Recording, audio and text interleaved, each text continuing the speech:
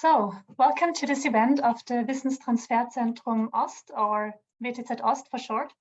My name is Astrid Neumann, and together with my colleagues Florian Heigl, Daniel Dörler, and Lisa Retschnik, I am one of the organizers of today's online event.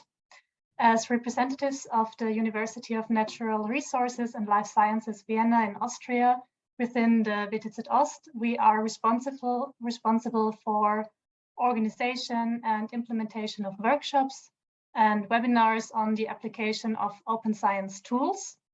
These tools include applications, software, or procedures that enable more open and transparent science. They are not only reserved for professional scientists, but can in many cases also be used by people without a professional scientific background. Before we get to the topic of today's event, I would like to say a few more words about the WTZ Ost. The project, Wissenstransferzentrum Ost, promotes knowledge and technology transfer in all its dimensions. The aim is to bring together research results, new findings, technologies, inventions, and know-how, not only within the participating academic institutions, but also to make them accessible to the economy, our society, and politics. The project consists of all 9 universities in Vienna and 3 universities of applied sciences from Vienna and Lower Austria.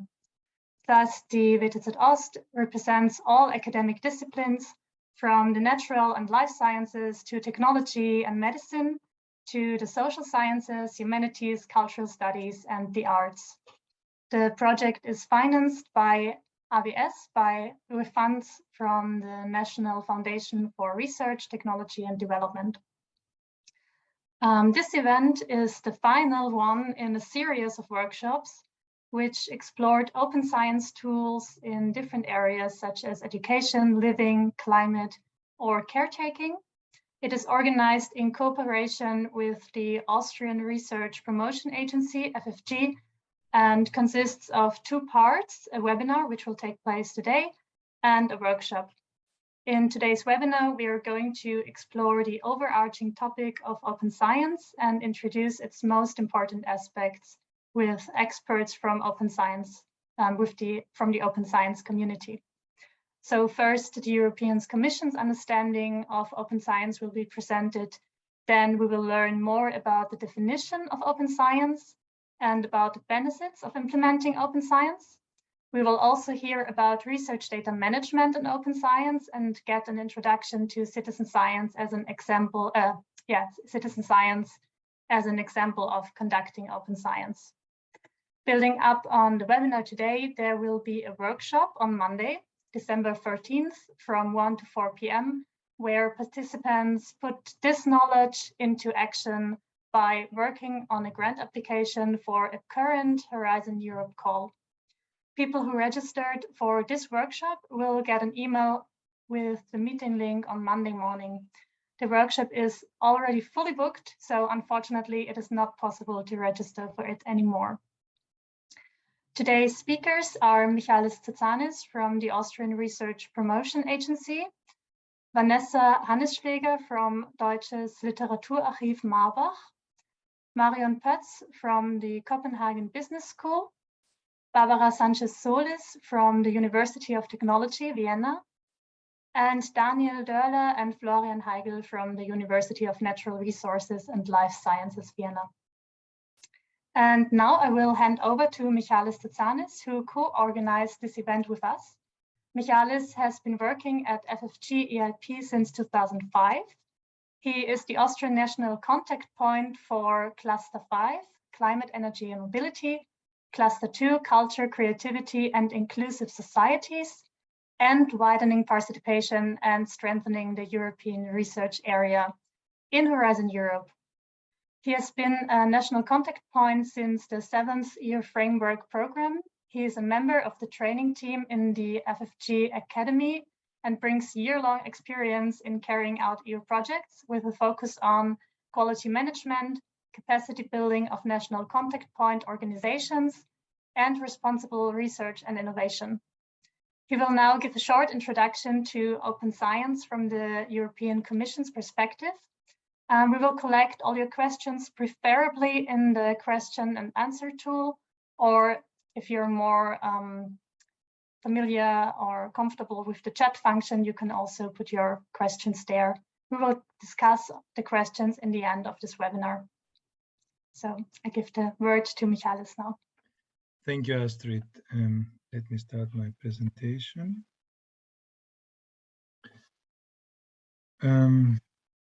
Okay, and I don't see it now in my my own computer. But you can see my slide. Yeah, okay. Good afternoon from my side. Happy to see so many people joining us. I want to start with just a few words about my organization, FFG. FFG is the national funding agency for industrial research and development in Austria. And I work for the division of European and international programs, where we host all the national contact points for Horizon Europe. And as Astrid already mentioned, I am a national contact point for the area of climate. And have been a national contact point for many years. I used to have hair on my head when I started. FFG is also part of the national contact point for on intellectual property, short NCP-IP, and in this function we co-organize this webinar with Wissenstransferzentrum Ost. And the NCP-IP is a program set up in Austria to implement in Austria the EU IP recommendation of 2010 to professionalize knowledge transfer. And it is supported in its operational implementation activities in Austria by FFG and the Austria Wirtschaftsservice, the AWS.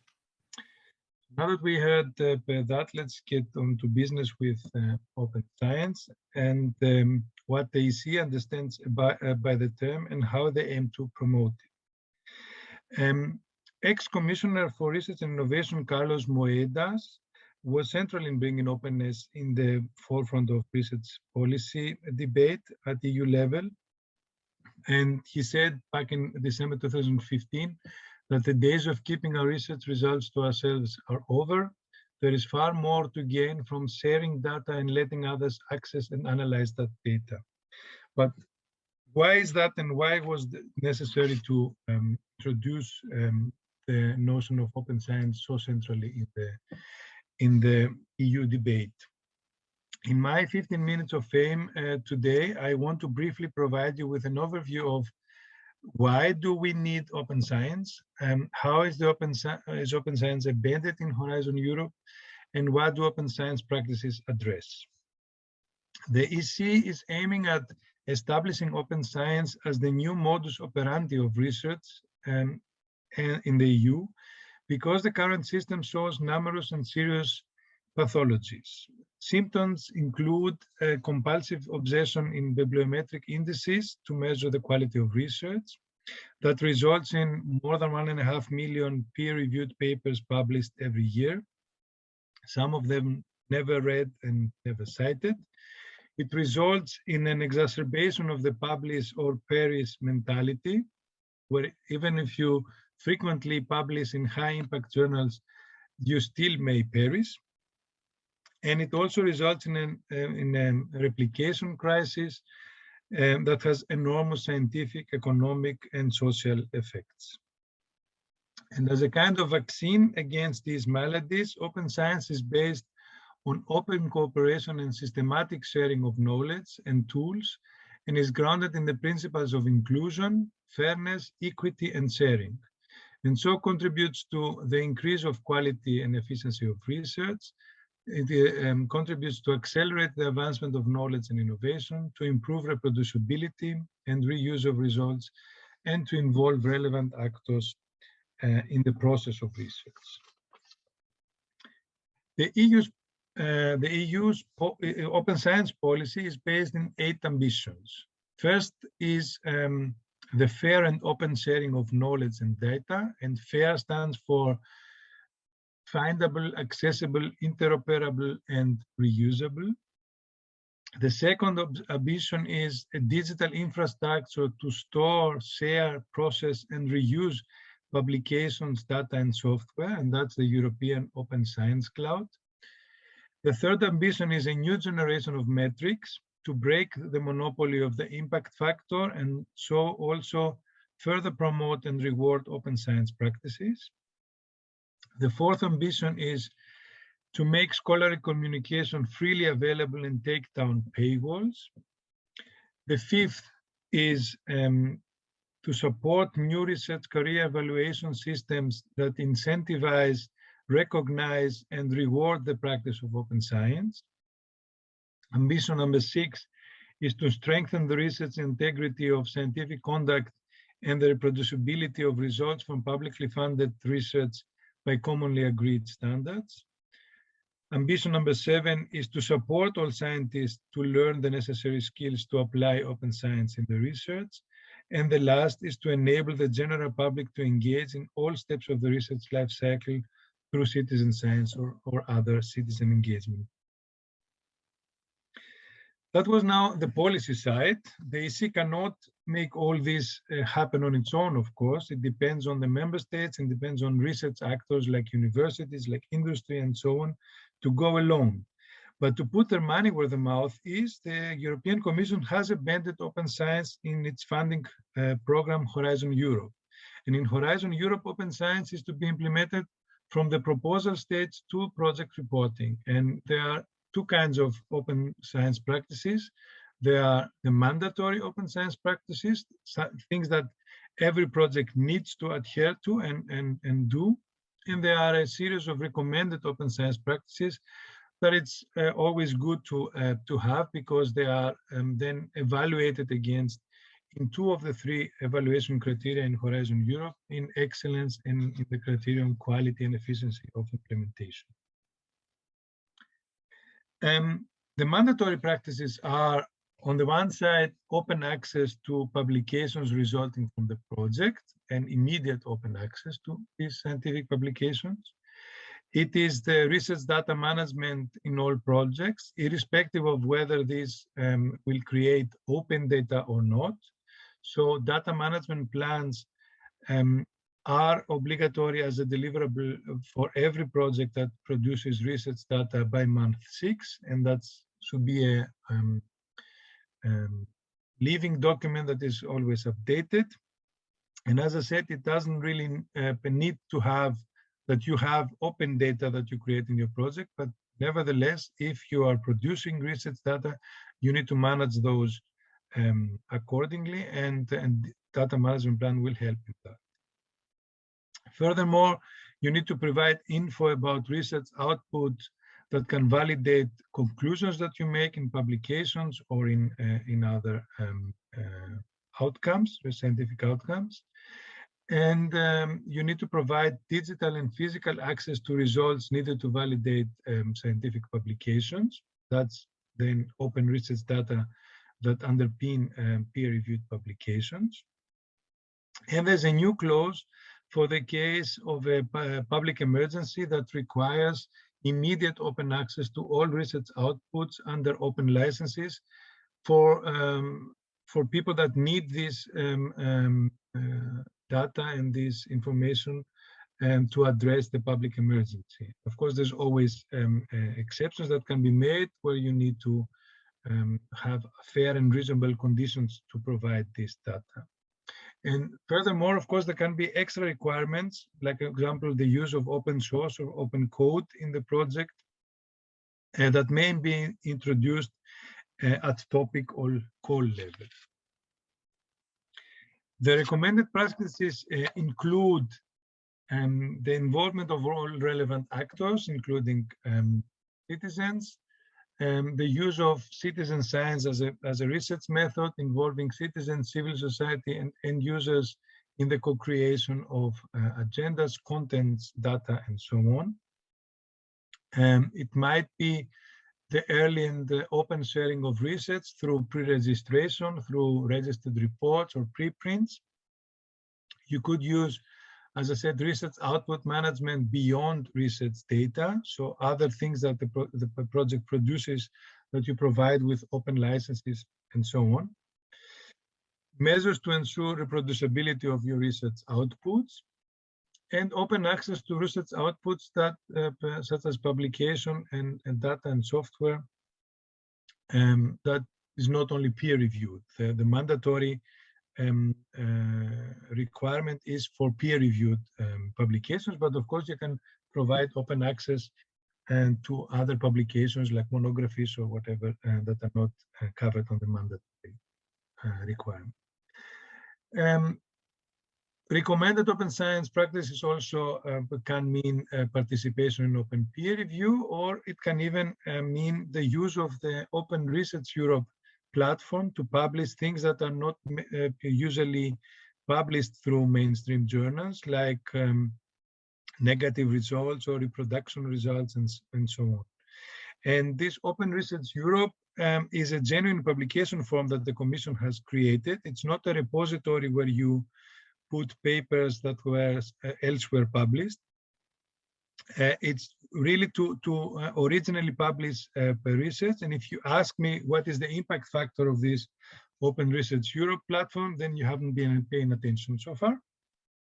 So let's move on to how what these open science practices address in Horizon Europe. And they address early and open sharing through, as I said, preprints, pre-registration, research data management, reproducibility, open access, open peer review, and citizen engagement.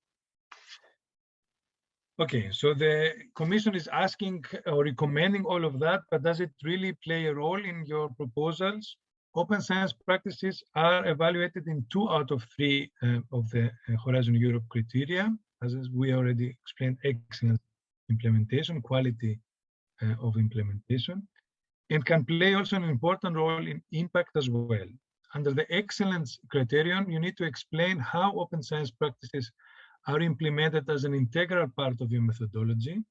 And if you believe that none of these practices are appropriate, you need to provide a justification why you think open science practices are not appropriate in your methodology or in your project. Under the criterion quality and efficiency of implementation, you need to explain how open science accelerates the advancement of knowledge and innovation in your project. And in the subpart where you describe the capacity of the participants in the consortium, you need to describe also how the consortium brings together necessary expertise in open science practice.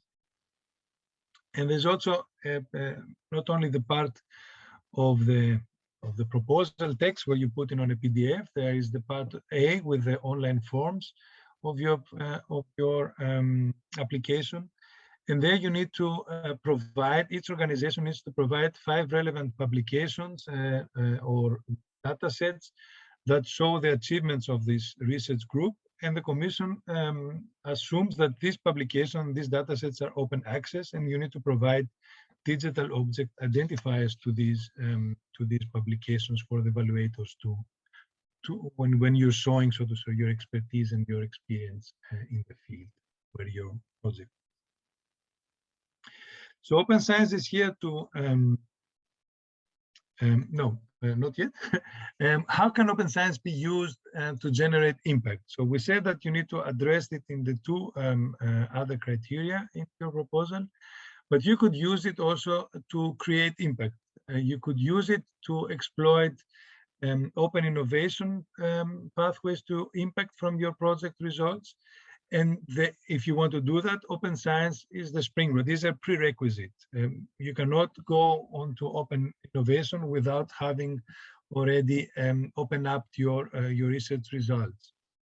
And there are 2 main elements that underpin the notion of open innovation. In the first hand, there is the point that the users are here in the spotlight. There's a concept of user innovations that emphasizes the role of citizens and other users in the innovation process as distributed sources of knowledge. So they're not only people that you sell them the technology that you developed in your project alone, but you involve them from the first moment. So you create really a technology or a solution that fits to their needs and to their expectations. And the other aspect is creating a well-functioning ecosystem that allows co-creation. It's not about bilateral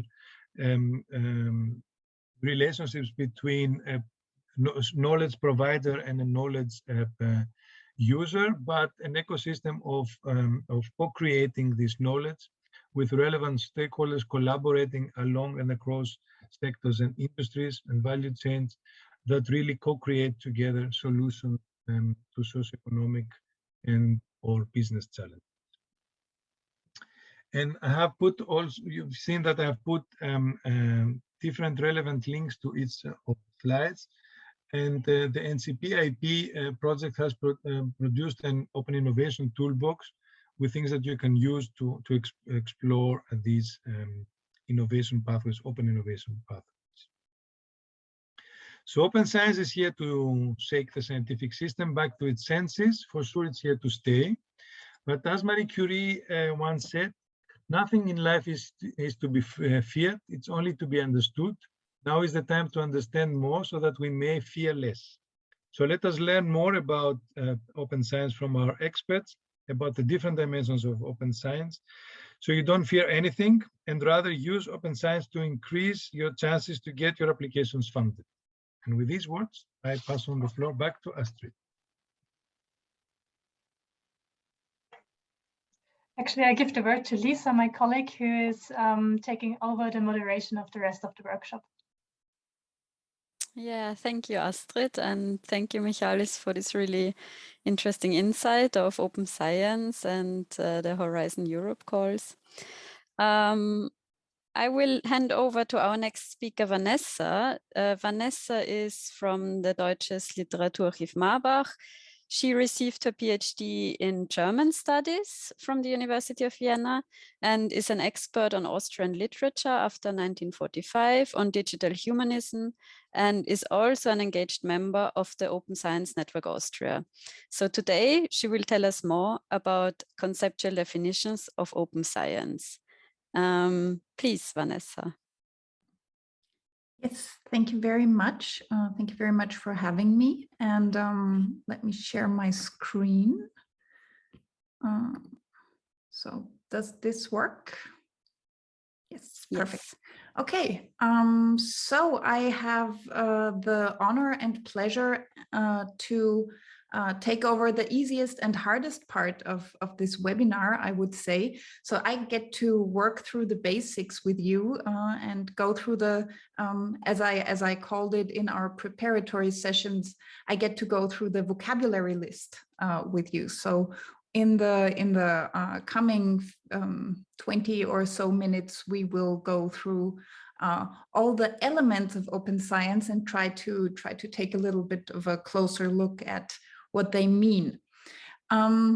We've met a couple of these already in our introduction, and so I'm hoping to shine a light on a few of the concepts that we already met, because when going into open science, I feel that we are often faced with the situation that we just have a bunch of buzzwords getting thrown at us, and it starts to feel like open science is nothing more than so sort of a what I like to call a bullshit bingo. So we get thrown a lot of terminology and often don't really understand what it all means, and so it starts to feel like it's sort of an empty concept filled with big bubbly words, but it really isn't. So all these beautiful concepts and ideas actually have a lot of very concrete meaning, and we're going to try to get in touch with that. Yes, as Lisa mentioned in the very kind introduction of myself, I'm a literature scholar and a digital humanities scholar. So I really come from practice, and I really I've gone through the hell that learning how to do open science is. So I also hope that I will be able to give you sort of a very hands-on perspective and approach to many of the concepts that form a part of open science. So let's get started. Sorry, Vanessa, sorry to interrupt you. We see like a gray box on your slides that is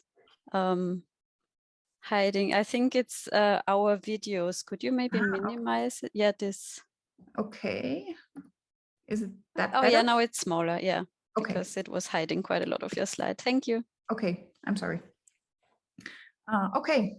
Thank you for that. So let's get started. We are going to start with a definition not of the elements of open science, but of open science as a whole, as a concept. Before we can take a look at open science, we have to take a look at the term open, because open science is not the first concept or idea that actually embraced this term of openness. So very originally, I would say the idea of openness was born in the world of programming. So the open source movement was sort of the first movement to embrace the idea of openness and to understand that we really can't work especially in the field of digital developments, we really can't work if we can't reuse what others have been doing. So if you've met the internet, you are probably familiar with this idea. So you really can't build any sort of code, write any sort of program, make computers work in any way if you're not able to reuse what others have already done and to build upon that. So that is where the idea of openness originally comes from. And I brought you two definitions that I find very enlightening to better understand this concept of openness. First of all, I brought you the open definition, which was established by the Open Knowledge Foundation, is currently in its version 2.1. And that says that open means that anyone can freely access, use, modify, and share for any purpose the content that we consider open, subject at most to requirements that preserve provenance and openness. And if you're a little familiar with licensing concepts, with open licensing concepts, then this is going to sound very much to you like a definition of 2 out of 4 possible Creative Commons license modules. Which is also why I brought you as a second sort of spotlight on this idea of openness and the free availability of any sort of content. I brought you the definition of free cultural works as defined by Creative Commons. The Creative Commons is, as you're probably aware, a nonprofit organization that provides free open public licenses or license suite for anyone to use to license mainly cultural content, but also other types of content. So basically everything that isn't code, because other licenses apply to the world of code, but let's not go there as that is not our core topic today.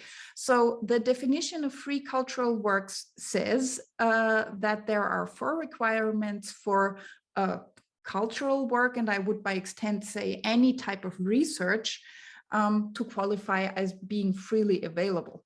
And so these 4 criteria are the freedom to use the work itself, to use the information in the work for any purpose. So that's a very important concept for researchers, of course. The freedom to share copies of the work for any purpose, the freedom to make and share remixes and other derivatives of the work for any purpose. So this is basically, it is a definition of free cultural works, but as you can see, it basically embraces all the elements that are crucial for research to be available to others and to be reusable to others and for research to be able to be built upon. So these two definitions already kick us off and lead us into the right direction to gain a better understanding of the open in open science, because the science we don't really have to define, or do we? Here is yet another very nice definition, I would say, of open science. This is a sticker, actually, which was originally made by John Tennant, whom we will get to know a little closer in just a minute. Open science is just science done right. The idea behind this is that if we want to open up all the elements of our work, and we will talk a little bit more about what these elements are, we need to properly document them. We need to make high quality data, create high quality documentation of all that we do. We need to also, as we already heard in our first talk, we need to publish negative results. We need to publish reproductive results. So proper science and science done right, science done in a high quality manner means that we have to just work a little harder, do things a little more, a little cleaner. And if we do the work, if we have all our data properly documented, if we have everything in order, then there is really no reason not to publish it openly anyway. But in order to open up our science, we need to actually produce high quality science. So this is one very important aspect and something that I like to stress. Just making everything openly available, blowing out everything freely onto the internet and just flooding the zone with bad data is not the idea of open science. Open science means opening up everything ideally, but in a high quality way.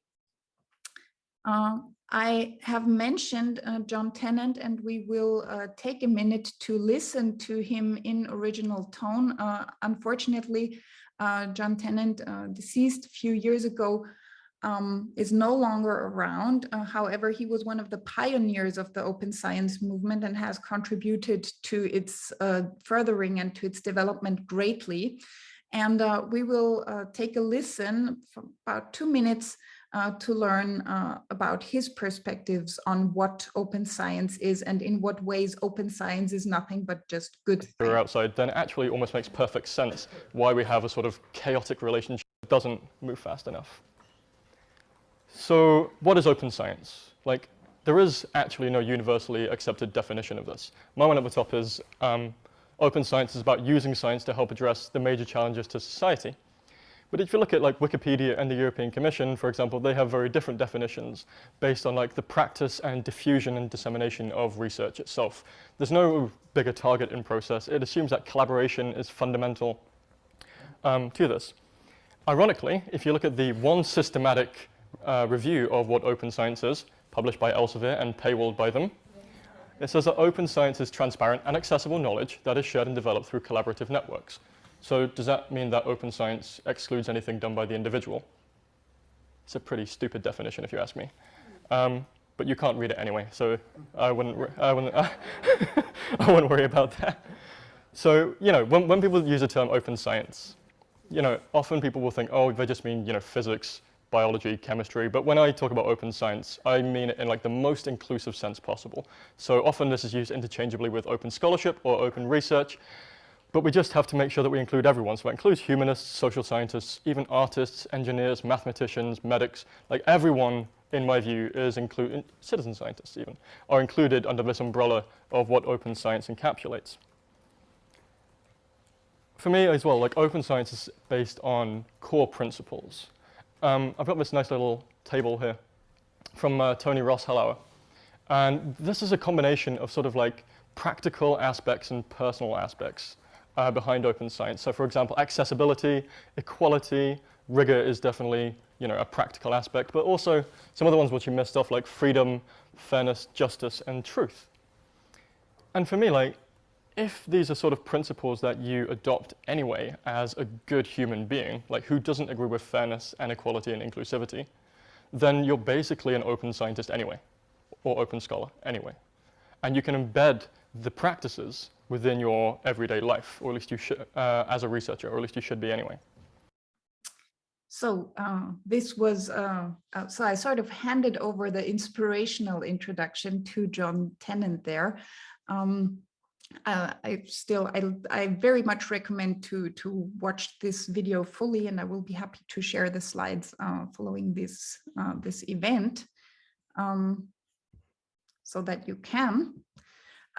What we learned here is that John defined in this talk very well how open science is just should be the default mode, and this is why I also appreciate very much that the European Commission has embraced this idea. Open science should be the default mode of work, the default mode of looking at the world anyway. So the way of being, of acting morally would sort of automatically lead us, at least as scientists, as researchers, lead us toward proper research practices by default. So I think this is a very nice idea to approach this topic. Another approach to the sort of idealistic side of the concept of open science are the Vienna Principles. I want to very briefly introduce you to this. So the Vienna Principles were, as the name suggests, developed in Vienna a little while ago, also chiefly by a number of members of the Austrian Open Science Network. And as you can see, the Vienna Principles include 12 ideas that are also very much in this, they go very much in this idealistic direction, and they are sort of, if you embrace the Vienna Principles, you're also going to end up with doing open science. But as you can see from these even theoretical and idealistic definitions of what open science is, there is not one correct answer to what open science really entails. So this is something that I also want to make clear at the very beginning. So today we're talking about the definition of open science by the EU or within Horizon, in order for you to be able to properly address these ideas in the correct way, to embrace everything that is being asked of you, in order to be able to win grants by correctly responding to the demands of the funding schemes. But there is, just to make you aware of that, there is not just one definition of what open science is and what the elements of open science are. So that is something that is important to understand. So I think we already learned that in the first presentation, some aspects were stressed more fiercely than others. That is not due to the fact that they are per definition the most important elements, but that is a choice. So we could also approach things differently. So what I would like to show you next, or to give you an overview of what the possible elements of open science could be, I would like to show you the definition of the Open Science Network Austria of open science. So these elements and the way that they are grouped, so the aspects of open science, they could be grouped differently and they could be stressed in different ways. And we will look at 2-3 more sort of taxonomies of open science in order to see how these definitions might shift and how the stress can change or can move from one aspect to another. And we will look at 2 of these elements in more detail, which is why I will sort of skip over them in the overview section. So the 2 elements that we will take a closer look at are open access and open data, open research data. So we will speak about those in more detail, and we will speak more briefly about the other aspects. I think we will hear a little bit more about citizen science later today. Citizen science is not by default an element of every open science definition, because citizen science, depending on how you look at it, can also be very closed science, can include citizens, but not embrace other elements of open scholarship. It can, but it doesn't have to. So citizen science is not per definition or not by default an idea that automatically also embraces the idea of open research data. It can, but it doesn't have to. And sometimes there are actually quite good reasons not to, but also no time for that today. So citizen science within the Austrian or the Open Science Network Austria's definition of open science plays an important role, because citizen science is an important aspect of open science within the Austrian ecosystem and within the Austrian open science landscape. In other countries, the situation might look different, and their citizen science might not play such a big role in the general idea of what open science is and what the elements of open science are. Open evaluation is also an important aspect of open science that basically includes two important fields. The one field is the area of altmetrics and open metrics. The other field is the area of open peer review. So you're all aware or all familiar with the concept of peer review, with the concept of peer-reviewed papers, peer-reviewed publications. The idea of open peer review is that the entire peer review process, the reviews themselves are made openly accessible, so that it is actually better understandable how the peer review process shapes the final research results. That is one good reason for going towards open peer review. And the other good reason is that the concept of open peer review also enables the reviewers who are in traditional peer review systems invisible and don't get any credit for the work that they do as reviewers, which is an important contribution to the whole scientific development and to the whole scientific process. So the idea is that within open peer review systems, reviewers get credited for the work that they do, and they also get to publish their reviews. So their contributions to the final results are actually made accessible as well. And in turn, can then be reviewed by those who are interested. So that's also a very, very interesting idea. And then we have the field of open methodology. So you can see that by OANA, the Open Science Network's definition, there are 4 core areas of open methodology, which are open source, open workflows, open notebooks, and open annotations. I told you in the beginning that open source is sort of the mother concept of all open concepts. So you can see that this is not, so this list is not sort of has a historical or a timeline definition of what open science entails. So here we can see that open source is just seen as one element of open methods more generally, which also include other fields. If you were to take a different approach, depending also on the discipline that you come from, open source might be an element that has its right in itself and is not just a part of open methodology, but might be the core concept of what openness means in your field. And then we have one more aspect, open infrastructures. So since the emergence of the European Open Science Cloud, but not only since then, even before that, infrastructures for research have gained increasing relevance and especially with the digitization of research in general, infrastructure has become more and more important. And so making these infrastructures for research openly available to everyone, also opening them up beyond the realm of the research communities is an immensely important aspect. So this is the definition that the Open Science Network provides. Here we have a different definition where we can see one element that we haven't spoken about so far. We have heard open access, open data, open source. You can see here it's an element with its own right, and not just a part of open methodology, but it's on the same level as open methodology. So here you can see it's just a question of how we look at things.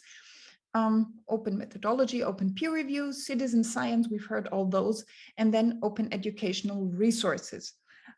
This is also a field that is gaining more and more importance, and that is, I would say, developing very well. Maybe not so important for the research grants that we're talking about today, but for scholars in general, also very important field. So not only providing your own educational resources, your own teaching material to others, but also being able to reuse others' teaching material is of course one element of open science that is making life of teachers, university or otherwise, easier. So here you can see that this is just a different way of grouping the same ideas, but you can see how some aspects gain more importance, other aspects maybe become less important, depending on how you look at things and how you group things together, and with what motivation. And here we have yet another open science taxonomy, and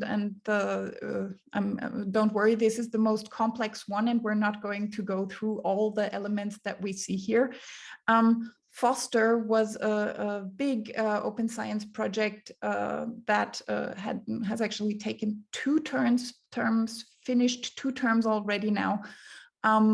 And this is the open science taxonomy that this project that is explicitly dedicated to open science has come up with. And so here you can see in how much detail you can define all the elements of what open science is and what open science can mean.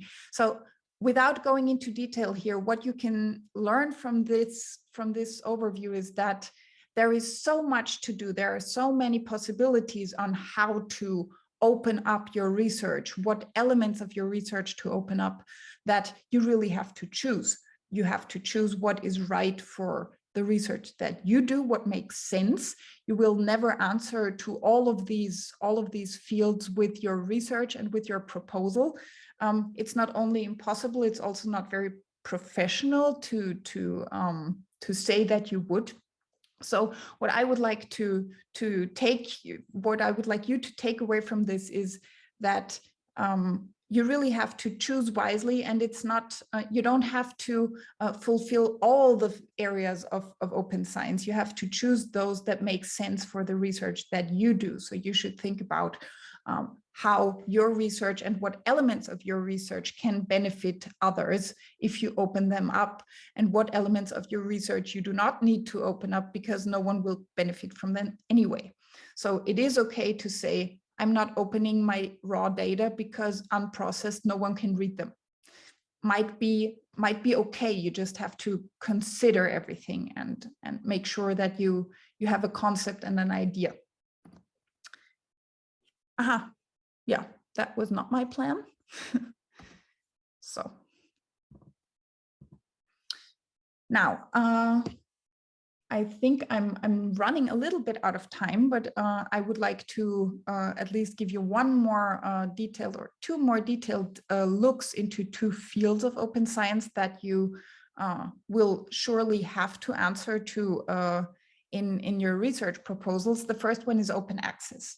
What I brought you here is also a nice graphic by the Foster project that shows us the 3 possible ways towards open access. So open access to research publications is the idea that papers published by researchers should be openly available to everyone to read, so that others can build upon them.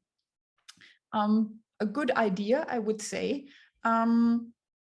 Now, there are various ways to achieve open access, and I would just, I have to mention that this terminology with gold open access and green open access, it has evolved and it has become so complex that it is by now discarded by many, because it's actually, with all its detailedness, has become sort of ambiguous. So some people speak of diamond open access for open access that is even better than gold, and then there is still gold and green open access are the 2 terms that you should be familiar with. So very briefly, gold open access means that a researcher publishes an article in an open access journal. What is an open access journal? That is a journal that anyone can access without having to pay. So instead of the users and the readers paying for access to the journals, the researcher pays for publishing in the journals. So APC's article processing charges are, of course, a pain that you will be familiar with. The idea behind Gold Open Access is that not first the researcher who has to pay the APCs anyway, and then the researcher who wants to use the research has to pay again, but only one of them pays, and then the publication is openly available to all. So in order to achieve this, and in order to make sure that the publishers also still get their share and their rights, the idea of Gold Open Access says that the researcher who is publishing should pay APCs, and immediate open access is granted to all. An alternative to this would be the Green Open Access route, which would mean that the article is not published openly, but actually only people who subscribe to the journal or who pay for access to the article can access it, but the researcher still has the right to publish the article ideally at the same time in a preprint version in an open repository, and make it available in its sort of raw version to all, maybe in a pre-peer review version, but at least it's out there. So that would be the green route. And then later on, when the publisher's rights expire, the article itself, the final version, can be published openly. So these are the two main ways of doing open access. As I mentioned, by now there are a billion other detailed ways to go open access that might differ slightly in some of the details, but you should be familiar at least with these two. I'm sorry, I keep clicking on links here. With these two main routes of going open access. So I will spare you the vocabulary list that I brought for you here. And I will also spare you Plan S, but of course you're welcome to ask about this, and we will share the slides for you so that you can Thank you very much. Watch also this video if you like. And before we finish, let me take 2 minutes to speak about open and fair data. What is open data? I'm giving you the definition of the Pantheon principles, which say that by open data in science, we mean that it is freely available. Sorry, the data is freely available on the public internet, permitting any user to download, copy, analyze, reprocess, pass them to software, or use them for any other purpose without financial, legal, or technical barriers. Other than those, this is also nice, other than those inseparable from gaining access to the internet itself. So open data should be available to anyone with a computer and Wi-Fi. There's also the explicit suggestion that to this end, data related to published science should be explicitly placed in the public domain. So data should be freely published without any more rights attached. That is the idea of open data. Now that doesn't always work. Mostly there might be financial interests, which I would not find a good reason not to publish data that is funded with public research funding money. But one good reason would be other legal reasons. So there might be data privacy issues, there might be copyright issues related to the data that prevent you from publishing it openly. So if you can't publish your data openly, they should at least be fair. Now, you've all heard of the FAIR principles. FAIR stands for findability, accessibility, interoperability, and reusability. And as you can see from this very cute illustration, these are 4 requirements that all research data should meet. Even if it's not open, at least it should be fair, so that researchers can build upon these data and reuse them. Now let's look in a little more explicit way at the 4 elements of FAIR data. Findability means that the data shouldn't be published without metadata that explain what the data is and what it can be used for. Also, data needs a persistent identifier so that we can actually find it in one place where it will be safely stored and where we can make sure that it will always be found. Accessibility means that data should be not only readable by machines, but also by humans and vice versa. Interoperability means, so that refers more to the machine side of things. So interoperable data has to be readable by established programs. So proper file formats, adherence to standards, etc., are important to grant interoperability. And finally, reusability of data. There has to be a proper license attached to the data. We've heard in the definition that we talked about before, ideally public domain, but there might be other possible licenses so that data is made reusable. Now, I think I'm really out of time, which is why I'm sparing you the explanations why open and fair data isn't synonymous. I hope that you have learned that from what I told you anyway. And now I am thanking you for your attention and shutting up. Yeah, thanks a lot, Vanessa, for this overview of definitions of open science. To our audience, if you do have any questions for Vanessa or also for Michalis, please put your questions in the question and answer tool, which you can find on the bottom, or just put your questions in the chat. We will have a general question answer round at the very end of the webinar. So to not lose any more time, let's move on to our next speaker, Marion Poetz from the Copenhagen Business School. Marion obtained her PhD at the Vienna University of Economics and Business in Austria, and has conducted research stays in Cambridge, Massachusetts, in Milan and Zurich. She is currently an associate professor of innovation management at the Copenhagen Business School and is also a scientific director of the LBG Open Innovation in Science Center in Vienna. Her research focus lies on new forms of management of science and innovation practices to make them more open, collaborative, and democratic. So today she will be giving us an introduction to the impact and benefits of openness and collaboration in science. Please, Marion. Thank you, Lisa. We already heard something about the benefits of openness and collaboration in science by the talks of Michalis and Vanessa. So what I would like to contribute is some complementary insights.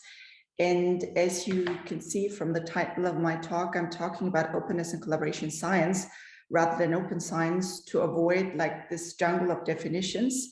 So what I'm trying to zoom out here a little bit and discuss what is the role and value of openness and collaboration in science.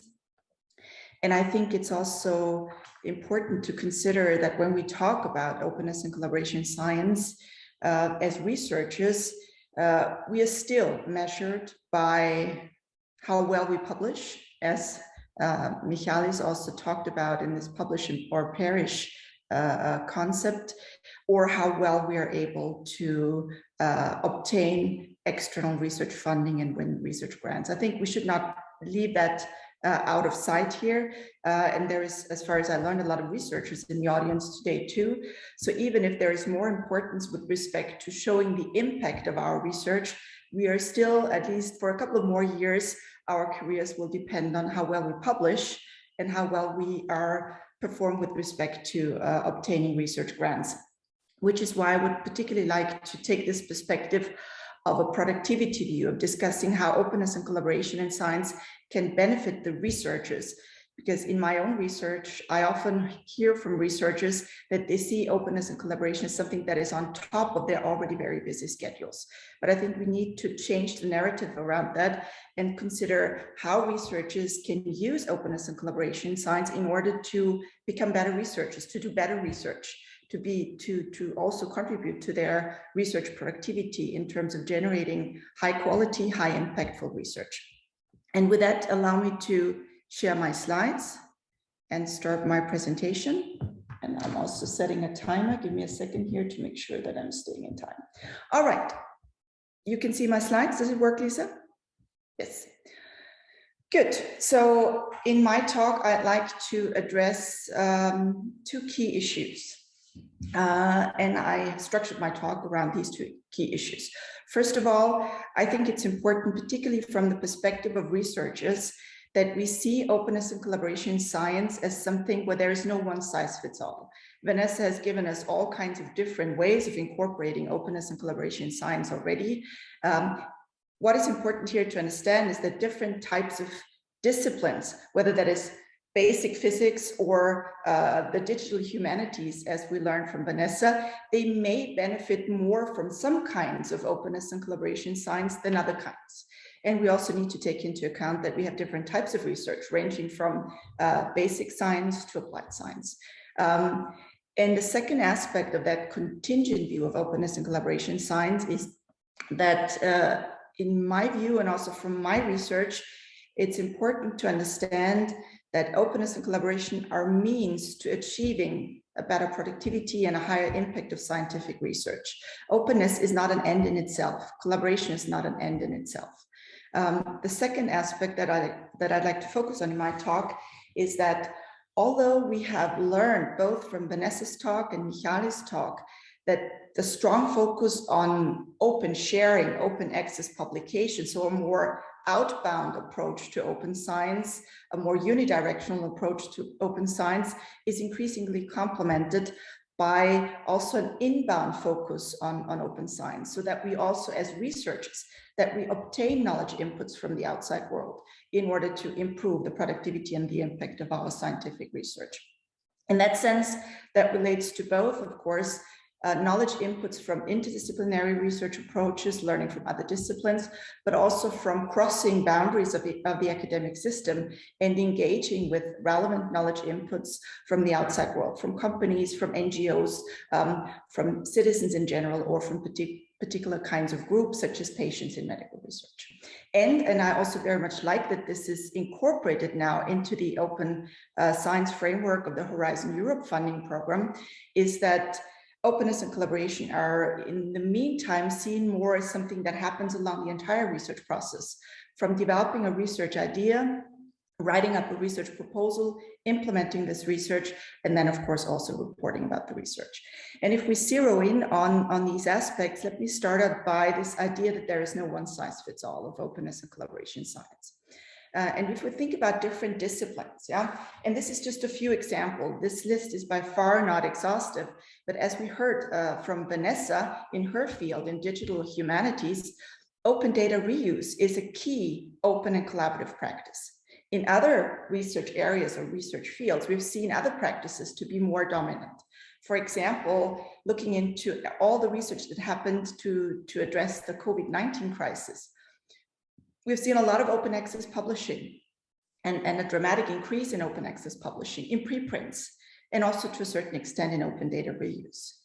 In other disciplines, also basic science disciplines, for example, quantum physics, molecular biology, neuroscience, we've seen quite a heavy use and a successful use of gamified crowd science approaches. Folded is in molecular biology with respect to protein folding. Quantum moves is in the field of quantum physics with respect to developing a quantum computer. And iWire is, I'm sure those of you who are into citizen science know that, a famous crowd science project in the neurosciences.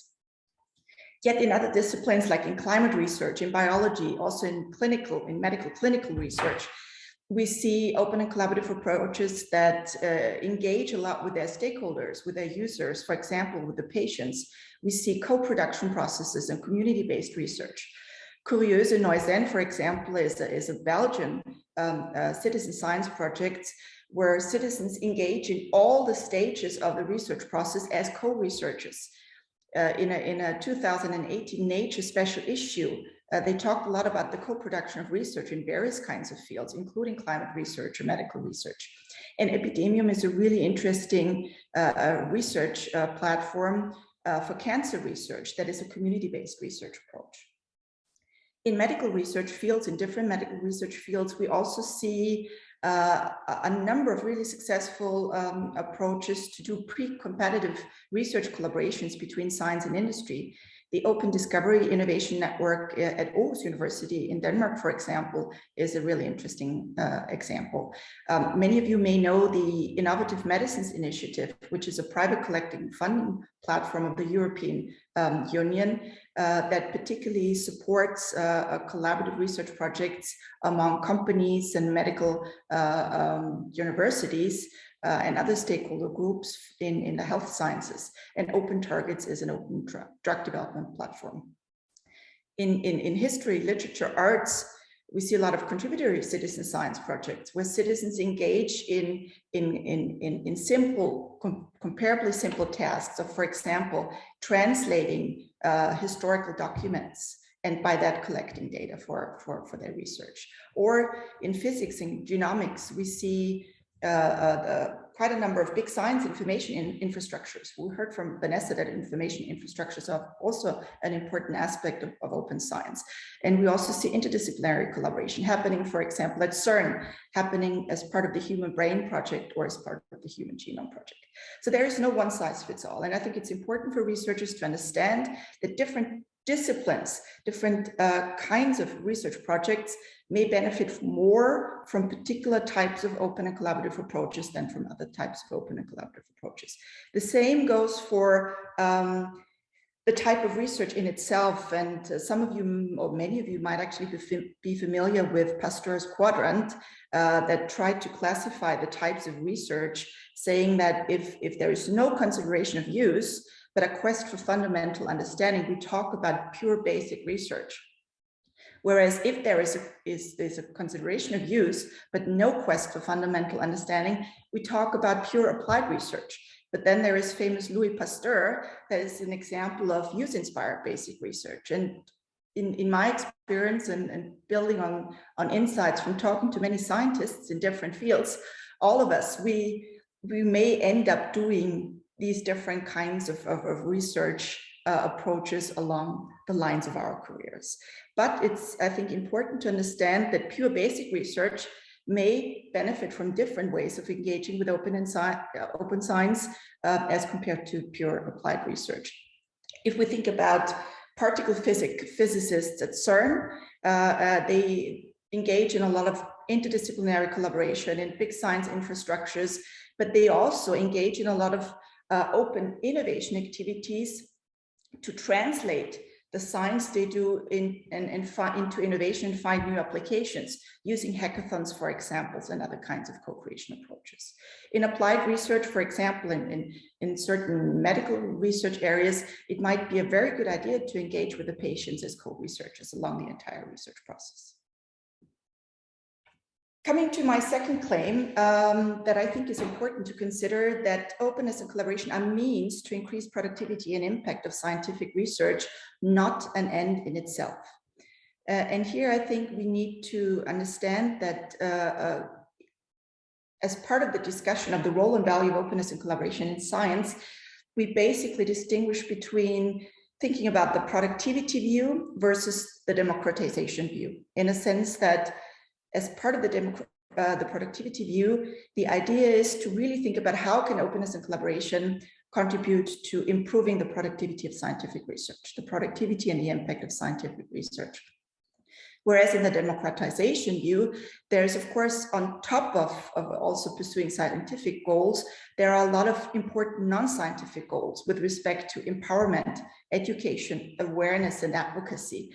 And this is equally important, of course, if we think, particularly if we think about this against the backdrop of the COVID-19 crisis and how important it is to engage everyone into qualified discussions on the basis of scientific evidence. But for my talk, I'd like to focus on the productivity view, as I said, in order to discuss how scientists can benefit from openness and collaboration in science. And here I'd like to kind of relate to what Michalis already mentioned in his talk, that open science didn't come out of the blue. It was not just a philosophic discussion. There are actually challenges in the established way of how we've been doing science. Yeah, and there are serious issues with respect to declining scientific productivity. And let me walk you through some of those that Michalis did not yet mention. He talked about publish or perish. He talked about the replication crisis, but we see an increasing incrementalism in science. For example, there's just recently, what you can see here on the lower right-hand side of the slide, this really nice, interesting article in PNAS that has just recently been published that shows, based on big data analytics, that we really see an increased incrementalism in many fields of scientific research. So we have a problem that we are not anymore able to really come up with novel insight. And that's basically our job as scientists, to push the boundaries, to come up with novel insight. And this is the reason for that increasing incrementalism. The reasons are manifold. One of them is the so-called novelty bias. There's a number of really good studies out there. A recent one, for example, by Chiara Fanzoni and co-authors, who clearly show that existing funding systems and funding procedures and selection procedures, they basically tend to punish novel research. So it's more likely to get funded if your research is not particularly novel. That's basically what it says. Another thing that is relevant is the publication bias. And we heard a little bit about that before, but usually it's much easier as researchers that we get positive findings published if we can confirm our hypotheses. But what about all these negative results and all the waste of effort that is spent by other research teams by not learning about these negative attempts? Not replicable false research, also fraudulent research is a big issue. But even more importantly is that a lot of our research is very low or no impact research. Statistics say that the majority of the papers actually are only read by the editor and the reviewers, and that's about it. And this is, of course, a problem, because that won't be generating impact if no one is interested in your research or no one reads your research. The famous translational gap, a big issue that a lot of excellent academic research is never translated into innovation that creates benefit for society. And that is particularly an issue with respect to university patents. Although university patents are equally important as compared to company patents, they are significant. The likelihood that university patents get licensed is significantly lower, which might to a certain extent be due to the fact that some research is out there looking into the role of technology transfer offices, that companies are just not so interested in engaging with universities' technology transfer offices in order to license university-generated intellectual property. The limits of the peer review system have already been discussed. So building on all that, there are increasing demands to increase the scientific and the societal impact of scientific research. And as we heard from Michalis already, that the European Union, but also various national policymaking institutions, pay a much bigger attention to open science and open innovation, and also adapt funding systems, issue new funding systems, and call for new requirements in order to obtain research funding. Let me move into my second aspect with respect to discussing the benefits of openness and collaboration in science. And that is that it is important to not only consider that the work we do as researchers is openly shared, open data sharing, open access publishing, but that it is also important that as researchers, we learn how we can use distributed knowledge in order to improve our own research. So also inbound knowledge flows by means of reusing data, as we learned from Vanessa, as a core practice in the digital humanities, various elements of crowd and citizen science approaches, or the co-production of knowledge with different kinds of stakeholders, along not only the later stages, or not only in the later stages of scientific knowledge production, but considering openness and collaboration in science along the entire process of scientific research. And To discuss this, I'm one of the authors of that paper, a group of more than 60 researchers from different fields, including the social sciences, the natural sciences, the humanities, have tried to develop a more general framework for understanding the role and value of openness and collaboration science. And you can see that framework here on the slide. And the idea is to really focus on the entire scientific research process, to take a productivity view and to discuss where along the lines of this scientific research process, openness and collaboration can contribute to improving the productivity and the impact of scientific research. Taking a contingency perspective, taking into account that there is no one size fits all, there are different ways of knowledge inflows into the scientific research project process, but also knowledge outflows, and that this is contingent with respect to the field, with respect to the type of research you do. Also, it is contingent, or it is dependent on individual capabilities, the capabilities of organizations, the determinants of the scientific field, and of course also the demands of society. And to make that more tangible, let me give you an example. This has been a really nice and interesting open science project that has been hosted at Aarhus University, funded by the Danish Industriens in the fields of material sciences. And the original idea of that open science project was, we have a lot of really cool research in the material sciences, and the plan is to openly share all our data in the hopes that innovators, innovating companies, big companies, startups, other universities are interested in reusing that data. But as I learned from the initiators of that open science platform, absolutely nothing happened. No one was reusing anything here. And this process only started to work when they took action and when they facilitated, actively facilitated collaborative efforts among those who reused the data and those who produce the data. So what happened as part of this open science platform is then that the scientists, together with companies, tried to understand what are the problems out there with respect to material sciences. And together with the companies, the scientists translated these problems into basic research questions. And then at some point in time, they decided what part of the knowledge production process is openly shared and which part of the knowledge production process is actually considered for some kind of intellectual property protection, even then considered to enter into companies' innovation processes or into academic spin-outs. And at the second point, they introduced a lot more kinds of collaborative efforts in order to make that open science platform work. And learning from this first attempt, Aarhus University now issued a number of other open science platforms.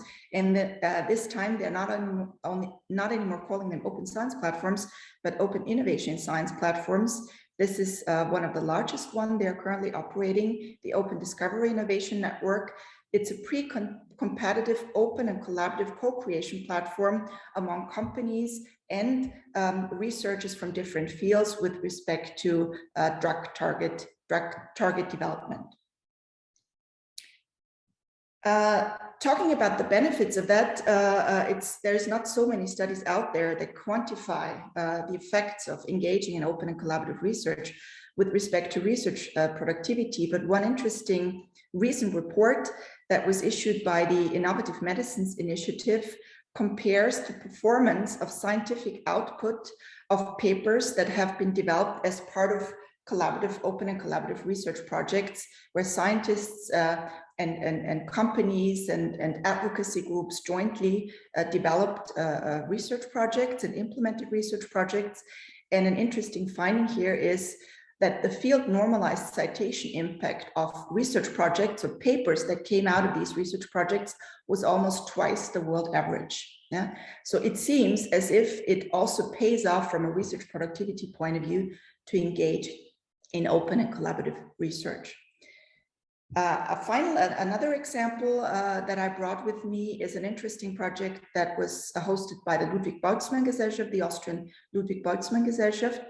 It was a project where the Traumatology Research Institute of the Ludwig Boltzmann Gesellschaft engaged a crowdsourcing process where they invited patients and medical professionals doctors, nurses, therapists, to tell them what research should study. So what kind of research questions are interesting that we should study?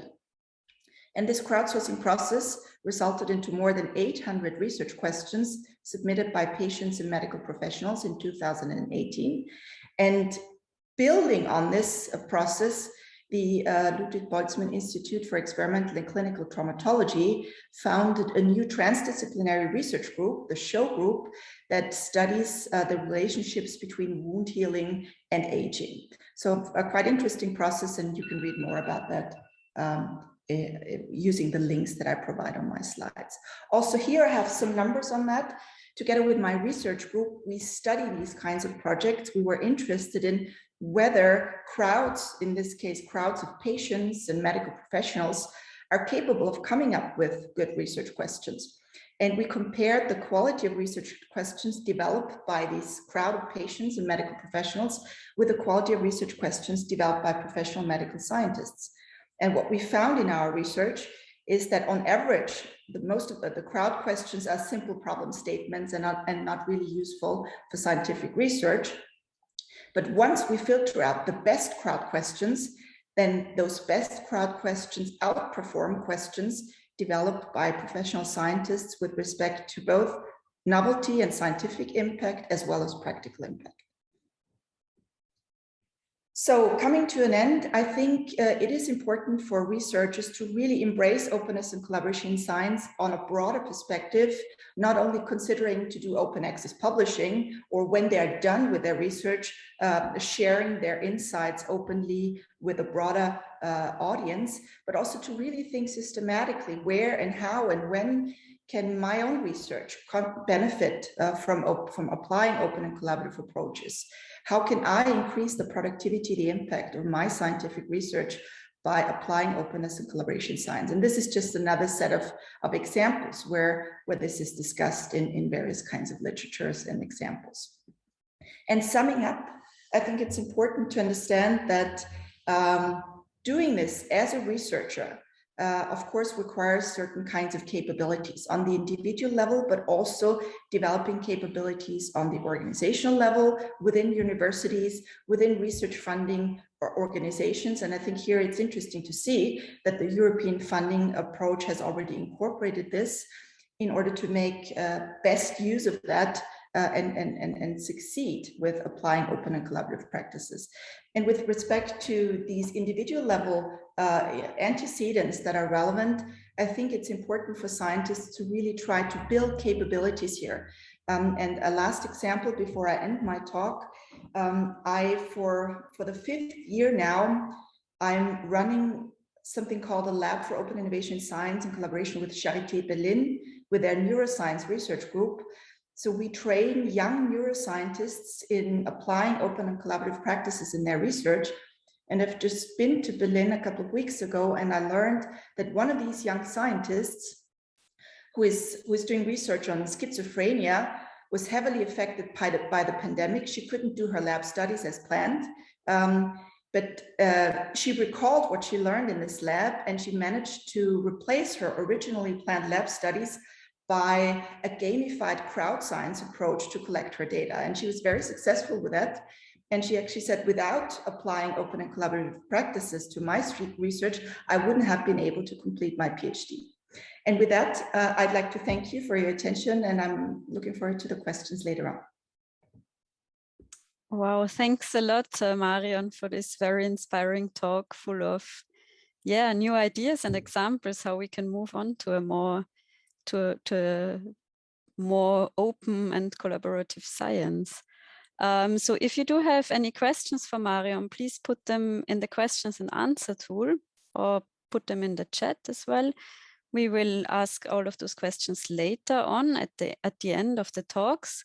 For now, we have a short break on the program, on the schedule, a short break of 10 minutes. So yeah, just grab a coffee, have a short break from the screen. We will continue in 10 minutes with a talk from Barbara Sánchez Solís about open data. and then a talk from Florian Heigl and Daniel Dörler about citizen science. So we meet in 10 minutes at 20 to 3. See you soon. Okay, so let's come back from the break. Let's continue with our talks. We still have 2 talks in this webinar before we move on to the questions and answer round. Our next speaker is Barbara Sánchez, Solís from the University of Technology in Vienna. Barbara obtained a degree in English and comparative literature, as well as a postgraduate degree in library and information services. She specialized in data management plans, licensing, and research data. And today she will be talking about research data management plans, and open data. Please, Barbara. Thank you, Lisa. I will share my screen.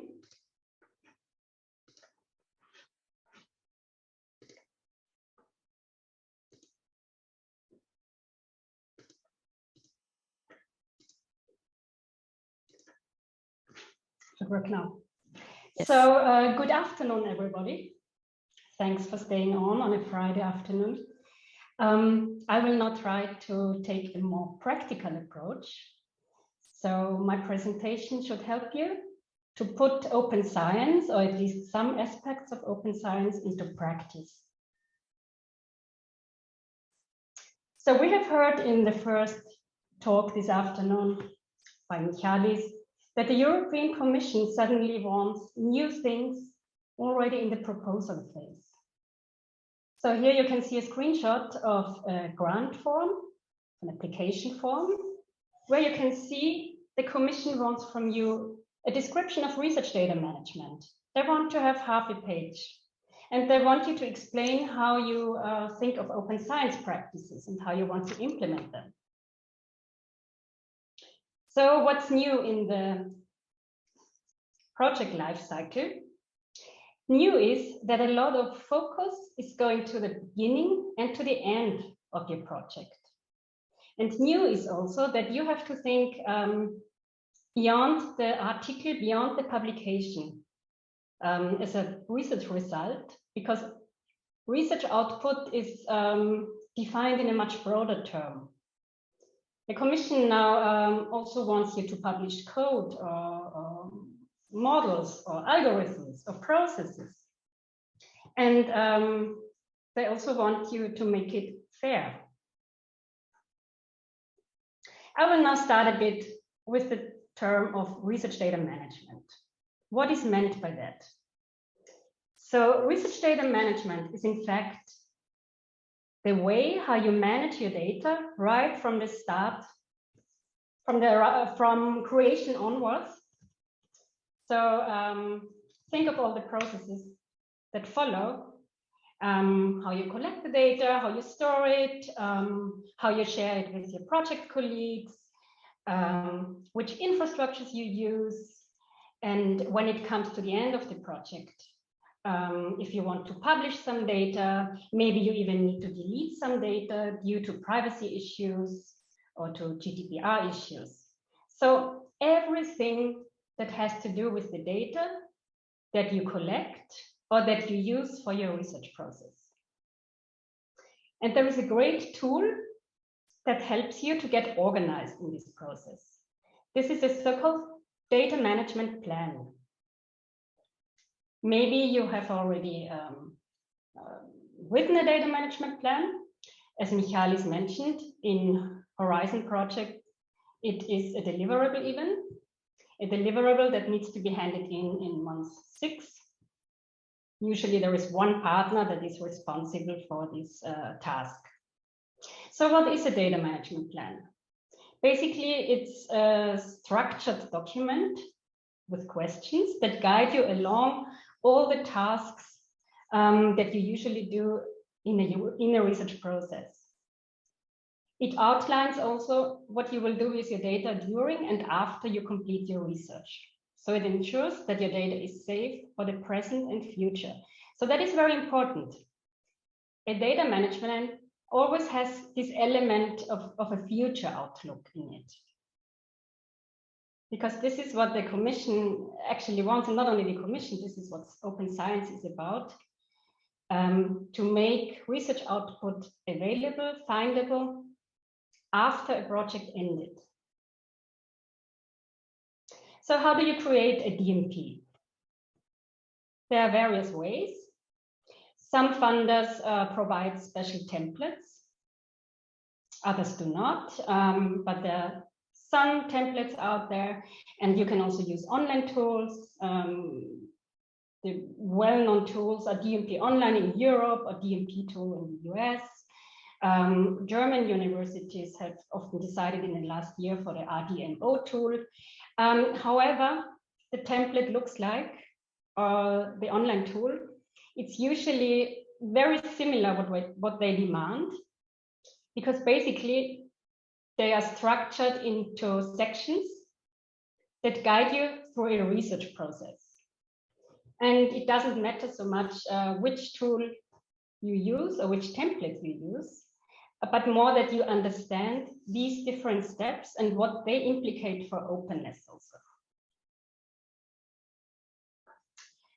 The European Commission does not demand a specific template. Even so, they released the template in May this year. You can see it on the left-hand side. But they specifically say it's a recommendation only, and it's not obligatory to use it. Because they say research is totally heterogeneous, and projects are heterogeneous, and consortia. So research consortia can choose according to their needs. I would now like to explain a bit what is in a DMP. And I decided to use a Science Europe DMP, because it's quite clear and concise and easy to understand for such kind of a presentation. How does this template look like? It's structured into 6 sections. The first section is about data description. Usually this section does not cause any problems. People know what data they create and how they create it and in which formats. The second section is documentation and data quality. The third one is storage and backup during the research process. The fourth is legal and ethical requirements. The fifth is data sharing and long-term preservation. And the 6th section here, and this is a part that is not always included in templates, but I find it highly relevant. It is about responsibilities. For example, is there one partner who is particularly responsible for data management, and also for resources. Resources can mean financial resources, but also human resources. At the TU Wien, I'm responsible, so me and my team, for data management plan consulting. And it's interesting because we have realized that it's always the same sections and the same questions that cause problems or raise particular challenges. And I would like to go into these a bit more, but before I do so, I would like to show you again, even though it has been mentioned a couple of times today, 3 different concepts. So we have the concept of fair and open data. What are they about?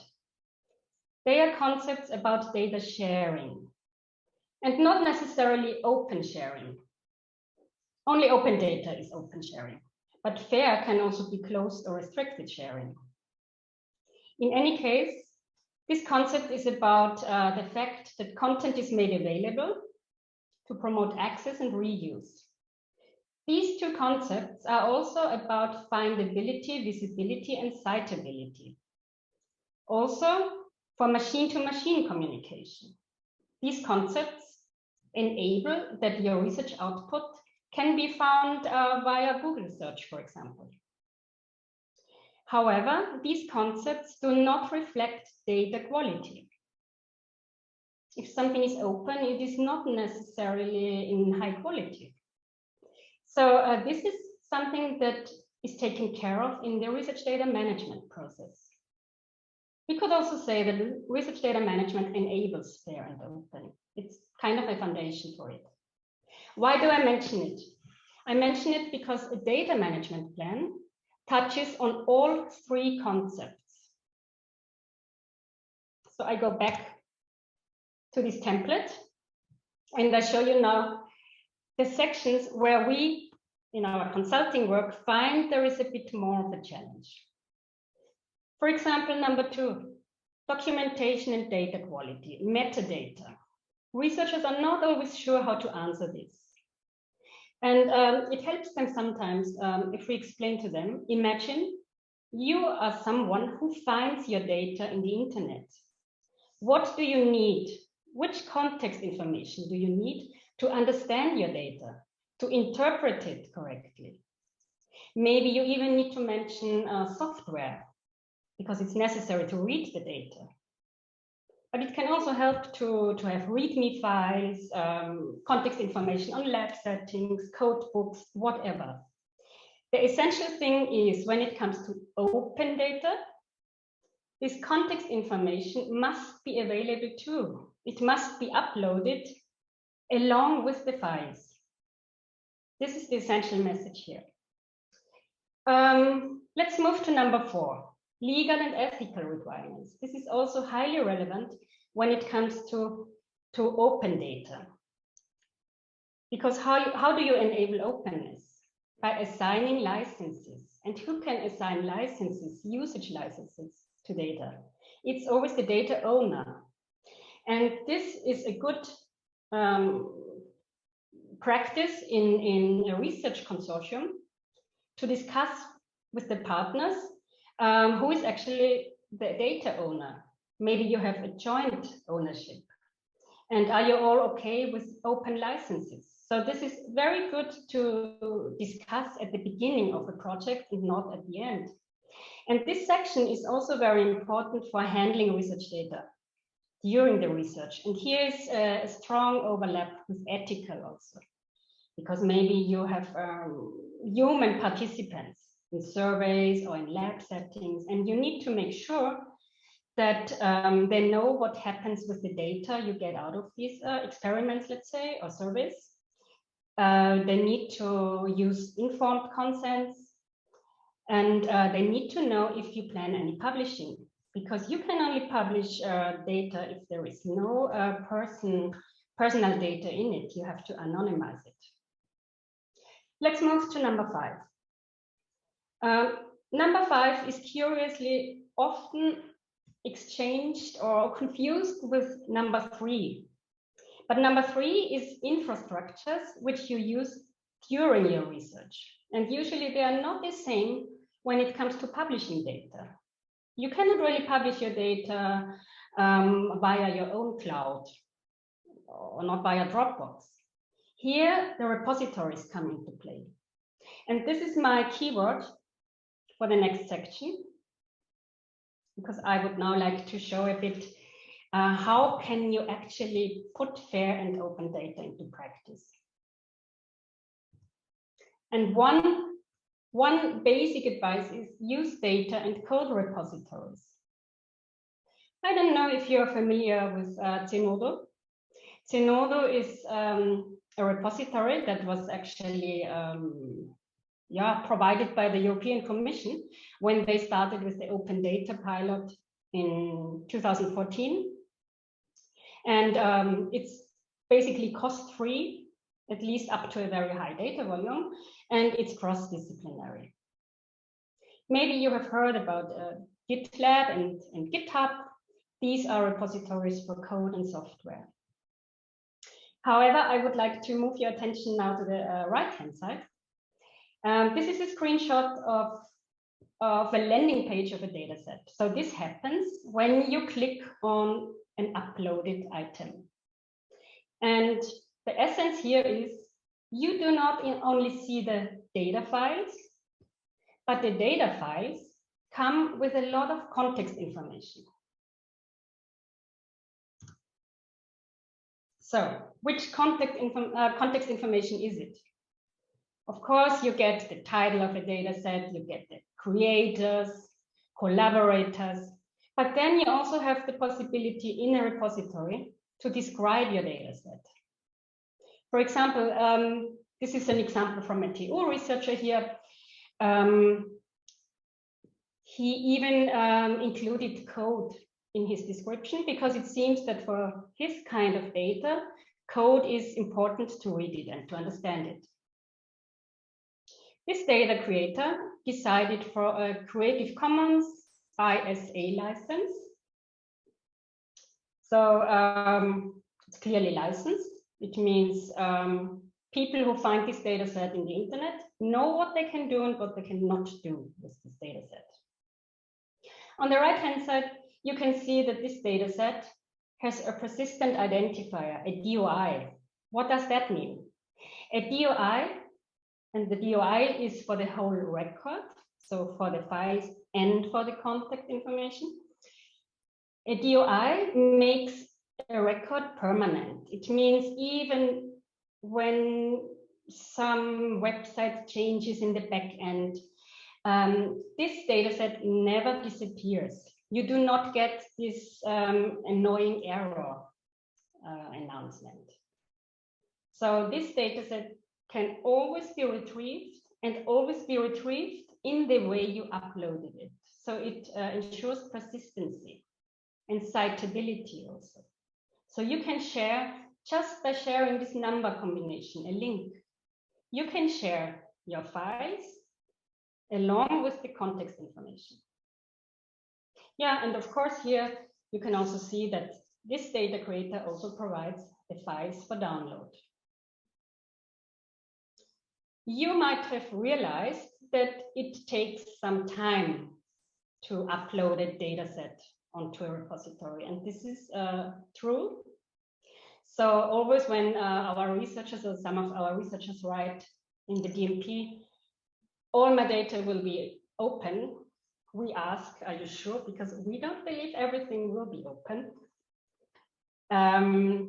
Because there is also effort and you need resources to do so. But still, we encourage them to, for openness, at least for some chosen data sets, because there is a lot of benefit for the researchers themselves in it. It is, first of all, secure storage and easy retrieval. You can always find it with a link.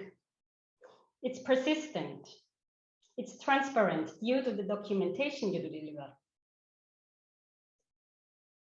Ownership and usage is clarified. It's citable through DOIs, and this citability enables, enhances your visibility a lot of yourself and also of your project team. And I would like to make you aware also of a feature that Zenodo, for example, displays. It's so-called communities. Maybe you've heard about it.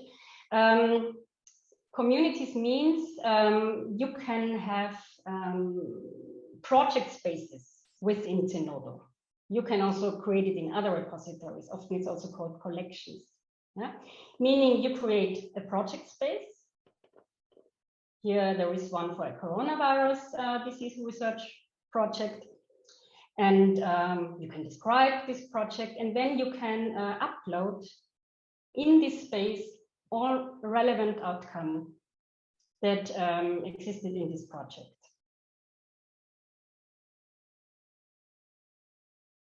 On this slide, there are some more essentials which you need for making data open and fair.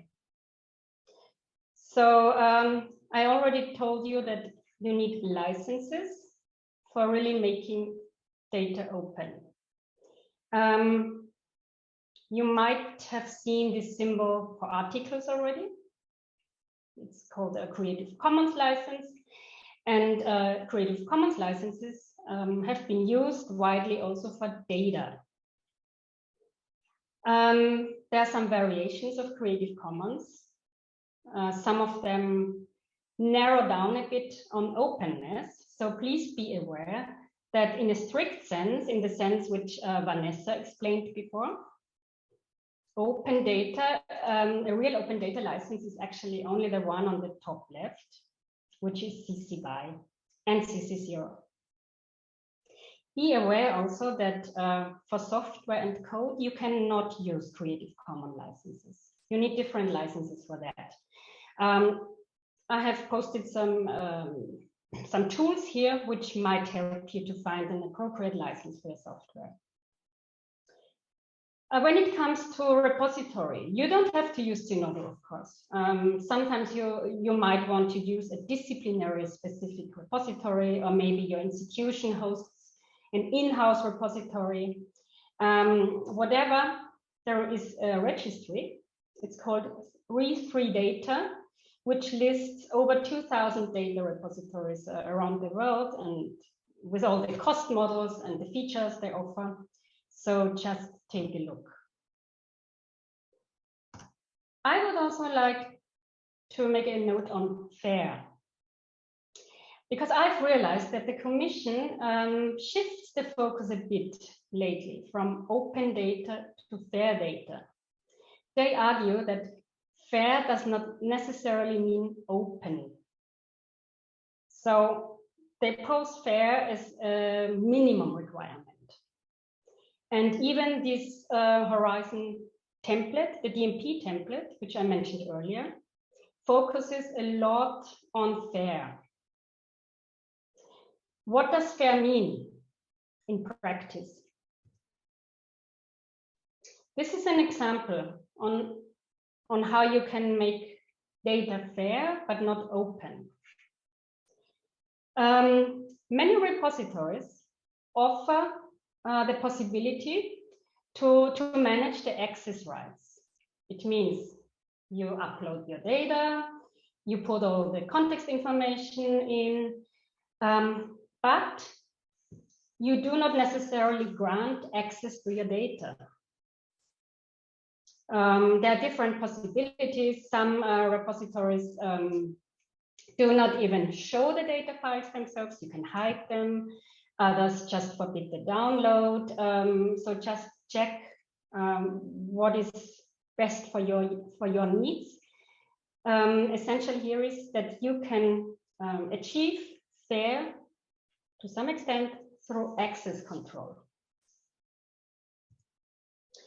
However, there is much more to fair than only access control, because fair, in a deeper sense, on a deeper level, is also a lot about machine-to-machine communication, about using appropriate formats.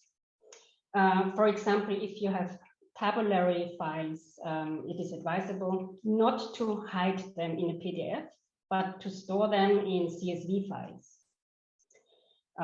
It's also a lot about using controlled vocabulary, about standards. And I can highly recommend you to look at a video recording of a colleague of mine. It was called Let's Make Our Data Fair. And he used in this presentation a lot of practical examples, both video and slides available for download. Just take a look. And I have come to my last slide already. I included it because I saw one question in the chat already, how all this open science results in the evaluation. And these points are taken from the Horizon Europe program guide, where they clearly say, yes, failure to sufficiently address open science practices will result in a lower evaluation score. A clear explanation on the other side will result in a higher evaluation score. And if you look at the last 2 points, important is also what everybody in the consortium brings in. So maybe you remember when I showed you the slide with the benefits, open science brings you, yourself, and your project team a lot of visibility and citability. And this certainly goes into evaluation as well. I thank you very much. If you have any questions afterwards in the coming weeks, don't hesitate to contact me, and we'll stay here also for the Q&A afterwards. Thank you very much, Barbara. I think this gave us a nice first insight of how it really looks when you're planning your project, how you can handle your data. Yeah, you already mentioned it. If someone in the audience has a question, then please use the question and answer tool here in Zoom, and we will address all the questions later. So now we come to our very last talk of today's webinar from Daniel Dörler and Florian Heigl. They both obtained their PhDs in ecology from the University of Natural Resources and Life Sciences in Vienna. And during their PhDs, they discovered the field of citizen science. And in 2014, they founded together the Austrian citizen science platform called Österreich forscht. And since then, they are working in citizen science research projects, coordinate the platform Österreich forscht, raise awareness and give trainings for citizen science in Austria and in the European Union, and advocate citizen science as an open science methodology. For this webinar, they will be giving a short introduction to citizen science as an open science tool. Please. Thank you very much. And also thanks to all of you for staying on the Friday afternoon. As Barbara said earlier, I think this is a really great webinar. Thanks to all the speakers before us, and also thanks to you. I will just immediately jump right into the topic. Yeah, we'll share my slide. Great, so we will talk about citizen science in the next couple of minutes. We already heard some examples for citizen science projects today in the talks of Marion, for example. She mentioned a lot of citizen science projects. Many of you are probably familiar with the term citizen science, but some of you are not. And this is also what the focus of this talk today is. So what exactly is citizen science, or rather, what is the understanding of the European Union of citizen science? This is more or less how it's going to be for the next couple of minutes. So we will talk about what is citizen science, what kind of forms can citizen science take, what kind of examples are there for EU-funded citizen science projects, because there are already some projects funded by Horizon 2020 funding program, for example.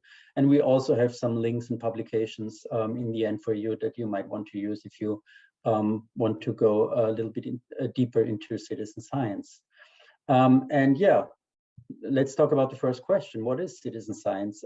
So the very easy answer is citizen science is the active involvement of laypersons in research projects. But of course, the devil lies in the details. So this is also why we were part of a study which was led by Heigl which is called Contours of Citizen Science, where we asked the citizen science community, what is your understanding of the term citizen science, since there is no general definition of what citizen science is, so very similar to the concept of open science. In this study, we had 50 vignettes, which are essentially short stories that describe a participatory action. And we asked survey respondents, so the citizen science community, to rate these vignettes. So we had around 400 respondents that made more than 5,000 ratings. And the outcome was not a very big surprise. There is a plurality of understanding of what citizen science is. We have some cases where that were clearly considered citizen science. For example, projects where laypersons were involved to collect data or to analyze data, or where citizens were involved in more than one step of the research process. We also had some with ambiguous results.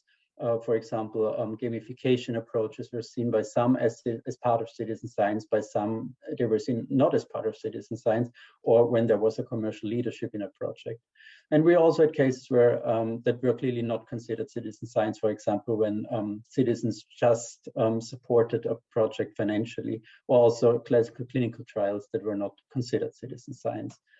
But for this webinar today, it is, I think, more important to talk about what the European Union's opinion of citizen science is. And we did a research in the Horizon Europe documents that are available.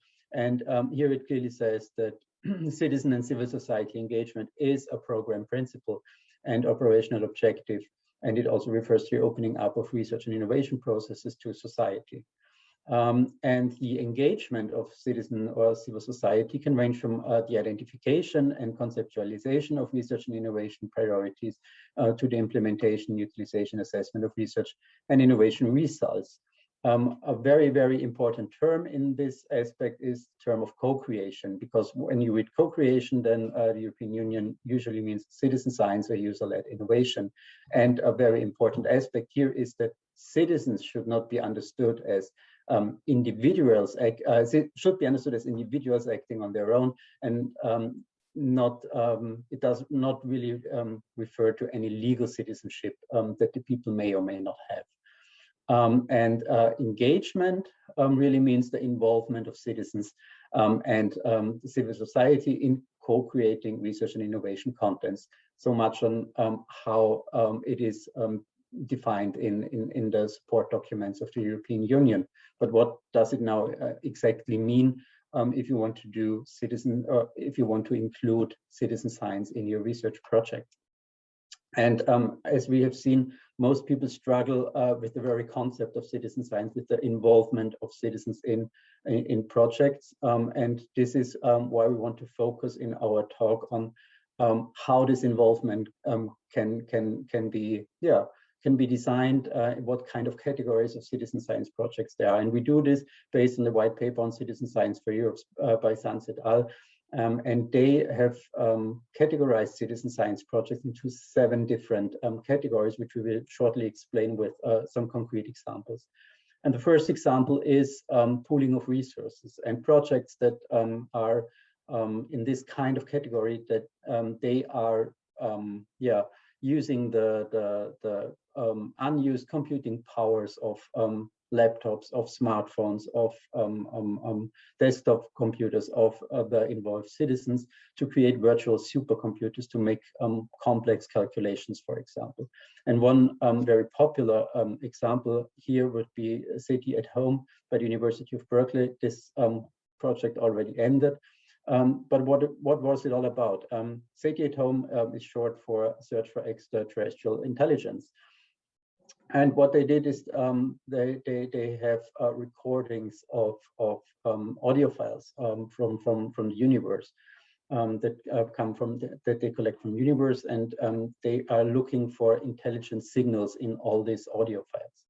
So they are looking for participants that download a software on their computer, which automatically uses the computing power of these computers to make these complex analysis tasks. So they needed computers with internet connections to really build a virtual supercomputer. And how could you participate in this project? You just downloaded a small software and installed it, and then the software uses this unused computing capacity when there are no other tasks at hand for this computer. So this is a very, very basic way of how to involve citizens in a project. Another example here is also for the collective intelligence, so using the collective intelligence of many people. And I think Marion mentioned many such projects that are already out there. But here I want to give you a project example from Austria, from the University of Vienna. The project is called Nest Camps. And in this project, the project coordinators want to find out how the breeding behavior and the breeding access are connected in gray geese and northern bald ibises.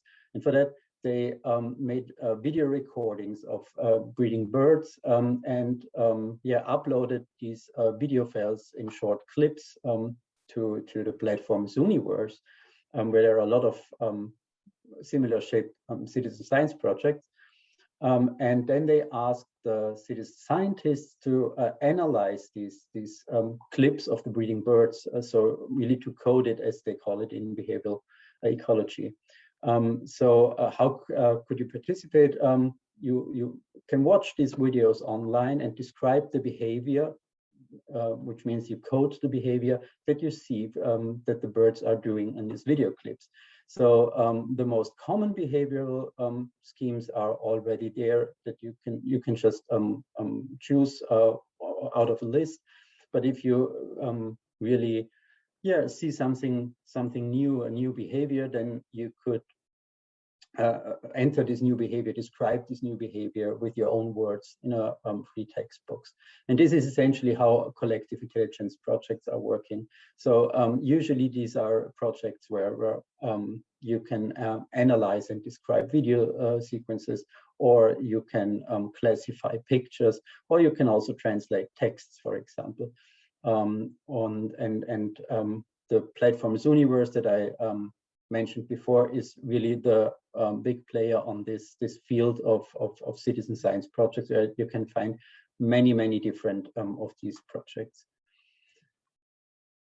Another part, and also one that was clearly considered as a citizen science project when in our contour study, is projects where people are involved, where citizens are involved in data collection. This aspect, or this form of citizen science, is often used in ecological projects where people are looking for the distribution of certain animal species, plant species, fungi species, but it is also used for example, mineralogy, or also in language research. And how does it work? Here, an example from our university. Actually, this is our own project, the project Roadkill from the University of Natural Resources and Life Sciences, Vienna. In the project, we want to create an overview on road-killed animals in Austria. The reason for this is that we only have data for game species, and we really don't know what the effect of roadkill is on smaller animals, or also protected animals such as amphibians, for example, or also hedgehogs. So on the one hand, we wanted to create awareness in citizens for the problem of roadkill, but on the other hand, we also want to mitigate hotspots together with NGOs and authorities when we have created this overview on road-killed animals in Austria. And participation is very easy. You can report road-killed animals you encounter on your daily routes, for example, via smartphone apps or a website. You just take a photo if it is safe to do so, then upload it via the app, identify the roadkill species, and you can also give some more information on what kind of transportation mode you are using right now. Then it is already online and we can use it for our analysis. And also with the analysis task, we also come to the next category of citizen science project. Usually people who are involved in the analysis tasks of a citizen science project are also very often involved in the data collection part of a citizen science project. And one example here, also again from Austria, is the project German in Austria from the University of Vienna, that really offers many different parts of involvement. It is a collaborative research project on the use of the German language in Austria, and it really wants to find out which topics are citizens interested in, how can collaborative research be successful, and also have new insights, get new research questions from the involved citizens. So how can you participate? On the one hand, you can send in your own research question. So if you have a question on German in Austria, then you can send it to the research team. And if there is already a scientific answer for this question, then the research team will answer this question to you. If it is a completely new question, then you can start an own research project on this new question together with the research team. You can also report the use of German language in public space, and here there is a an example on the picture here. So the German in Austria is often used also in dialect, in a dialect form, and you can take a photo of this and upload it to the website. And with these photos and with these reports, the project team can then really create a map of how the German language is used in Austria. And you can also do a meme contest, which means you can create a dialect meme on the project website, share it via social media, and then the project team can also analyze how dialect memes are shared via social media and how it is really transported through the internet via memes. And with the next slide, I would like to give over to my colleague Florian. Yeah, thank you very much, Daniel. Serious games are used by researchers to answer very complex questions together with participants in a kind of playful way. Marion already presented some very good examples of such crowdsourcing games in quantum physics or neurobiology. Here, the very good pattern recognition of the human brain is often used for this. Next slide, please. I would like to present an international project of the University of Zurich, which also uses serious games approaches as part of their citizen science project. The overall goal of Crowdwater is to improve the prediction of floods and droughts, and also to document soil moisture and garbage along water bodies. And for this, citizen scientists perform digital water level measurements with their smartphones or document, for example, garbage. And in the associated Crowdwater game, the reports from the citizen scientists are evaluated by all participants through reference pictures provided by the project team. And all this is programmed as a game in which the participants can collect points and win prizes. And with this, thank you. I would like to come to the next category, the participatory experiments. In participatory experiments, participants are involved in the entire research process, from developing the research question to developing the methods to writing the publication even. And a good example comes from the University College of London. Next slide, please. UCL founded the Mapping for Change Institute to achieve a positive and sustainable improvement in the environment of citizens.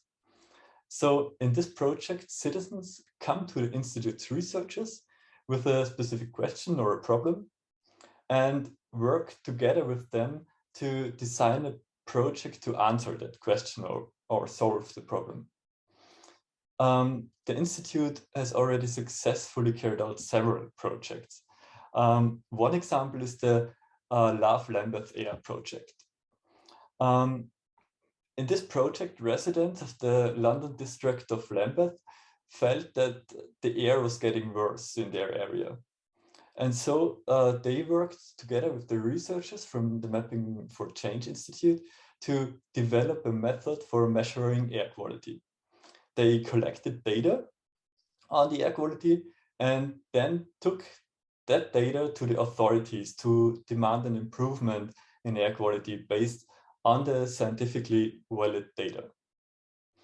And the nice thing is that anyone can continue to initiate such projects simply by writing an email to the Institute and being willing to work together to develop and implement the project. And the last category in our circle is about do-it-yourself projects. So do-it-yourself projects are started and carried out without the involvement of scientists or professional scientists, or where scientists only join in towards the end of the project. Quite very impressive example is the SafeCast project. This project originated in Japan in 2011. After the devastating earthquake, with the tsunami and the accident at the Fukushima reactor, it was not possible for the local population to obtain reliable data on radiation exposure. And both the Japanese government and the operating company TEPCO did not release any data back then. People, of course, were frightened. And then 3 people started the project Safecast. In this project, they built their own simple Geiger counters. They put the plans for the Geiger counters on the internet and also the measurements they took. And quickly the blueprints spread. People built their own Geiger counters and took the measurements. And for the first time, were able to make an informed decision about whether they could stay in the area or if they should leave the area. Later, scientists looked at the data and declared it valid. So today, people all over the world are uploading local radiation exposure data to the internet so that others can again do their own analysis with it. These were just a few examples of how citizens can be involved in a scientific project. In the following slides, we have compiled an overview of the citizen science projects that have been funded on a European level so far. First, there are some projects about citizen science or on citizen science, how citizen science can be used, how citizen science can be institutionalized, or what impact citizen science has. We linked our projects for you. So, of course, after our presentation, we will share the slides with you, and you're very welcome to take a closer look at each project. So you see, currently the focus of the funded projects is on environmental citizen science projects. In the next slide, please. Here, different factors are monitored, such as air quality, odors, the impact of climate change, or even birds in the garden. So the environmental citizen science projects are already very diverse on a European level. But on the other hand, in the next slide, we only found 2 projects which are technological, and only 2 projects again from the humanities or social sciences. Also, a Horizon 2020 project was to build up EU citizen science. The next slide, please. EU citizen science should be a knowledge and community platform for citizen science. On this platform, you will find some of the projects listed above, but also much more information about citizen science. The project provides guidelines and specially produced MOOCs supporting learning of citizen science and about citizen science. So this is really a great resource on European level for citizen science. You can also use the forum or the blog to exchange ideas, to get new ideas. And I think EU citizen science offers a really, really broad overview of citizen science on the European level. But on a European level, there's not only a citizen science platform. Next slide, please. There is also an association for citizen science. And the European Citizen Science Association serves to connect all European actors in citizen science. It organizes a conference every 2 years and is the host for really numerous working groups on every topic in citizen science imaginable. And one of these working groups is led by Daniel. This is the working group on citizen science networks, which aims to connect national, regional, and local platforms and networks in citizen science to simply learn from each other. And I would like to present one of such a national initiative as an example, and this is our own platform here in Austria, because it is quite structured, quite similar to many other national or local citizen science platforms.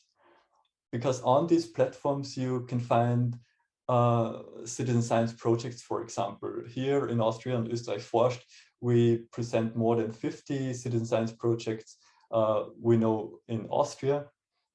We have a community-led blog with lots of news and information about citizen science. And in addition, we organize an annual citizen science conference already since 2015. And all this, or most of the activities we do in Austria are also conducted in many other European countries, for example, in Germany or Spain. But if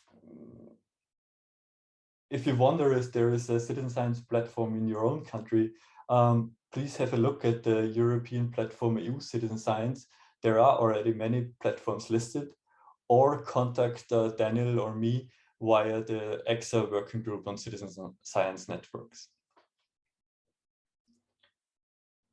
And last but not least, we would like to present literature that on the one hand provides a good introduction to citizen science, and on the other hand is freely accessible because it has been published open access. Currently, there are 2 open access books that show the European perspective on citizen science and summarize very well what is the current state in this field. The first book emerged from the first EXA conference in 2018. And the second book is really new. It was published earlier this year. And this book summarizes the knowledge from the citizen science cost action. As you can imagine, there are already numerous papers about and with citizen science which are published every year. I think at the moment there are around 400 to 500 citizen science papers every year published. So we present you here just a short list of papers that give an overview of citizen science to understand where citizen science is currently heading in Europe.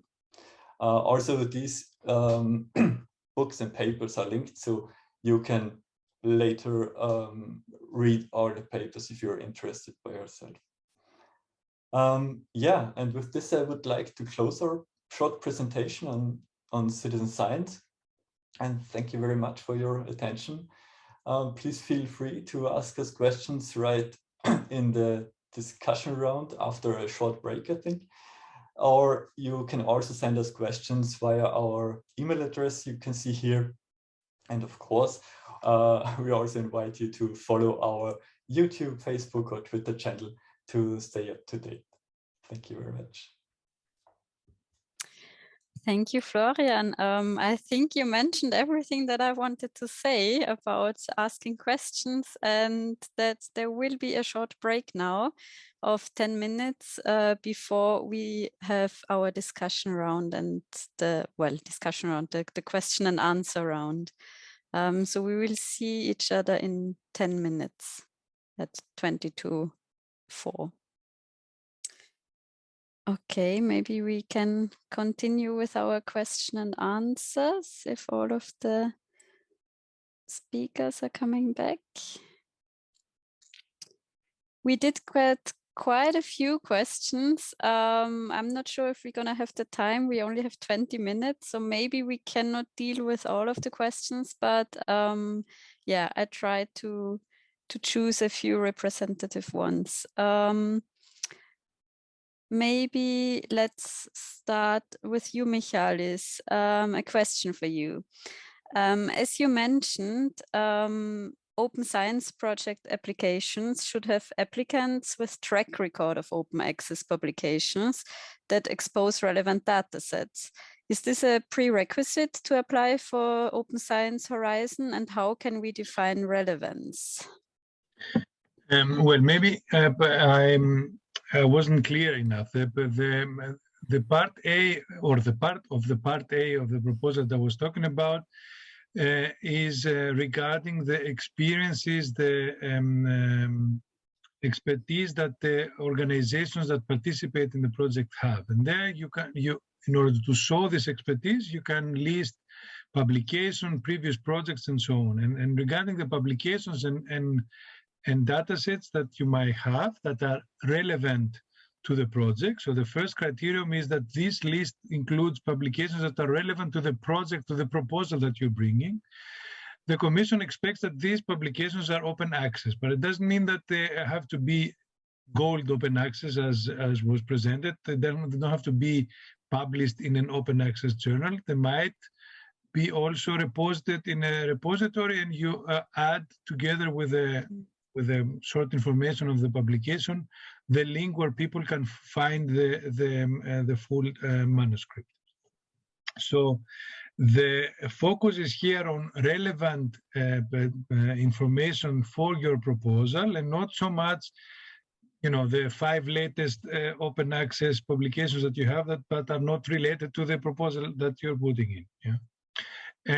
So the requirement is to have expertise in what you're saying that you're going to be doing in the proposal, and you need to justify that more or less with data sets or publications or previous projects in this part A of the proposal.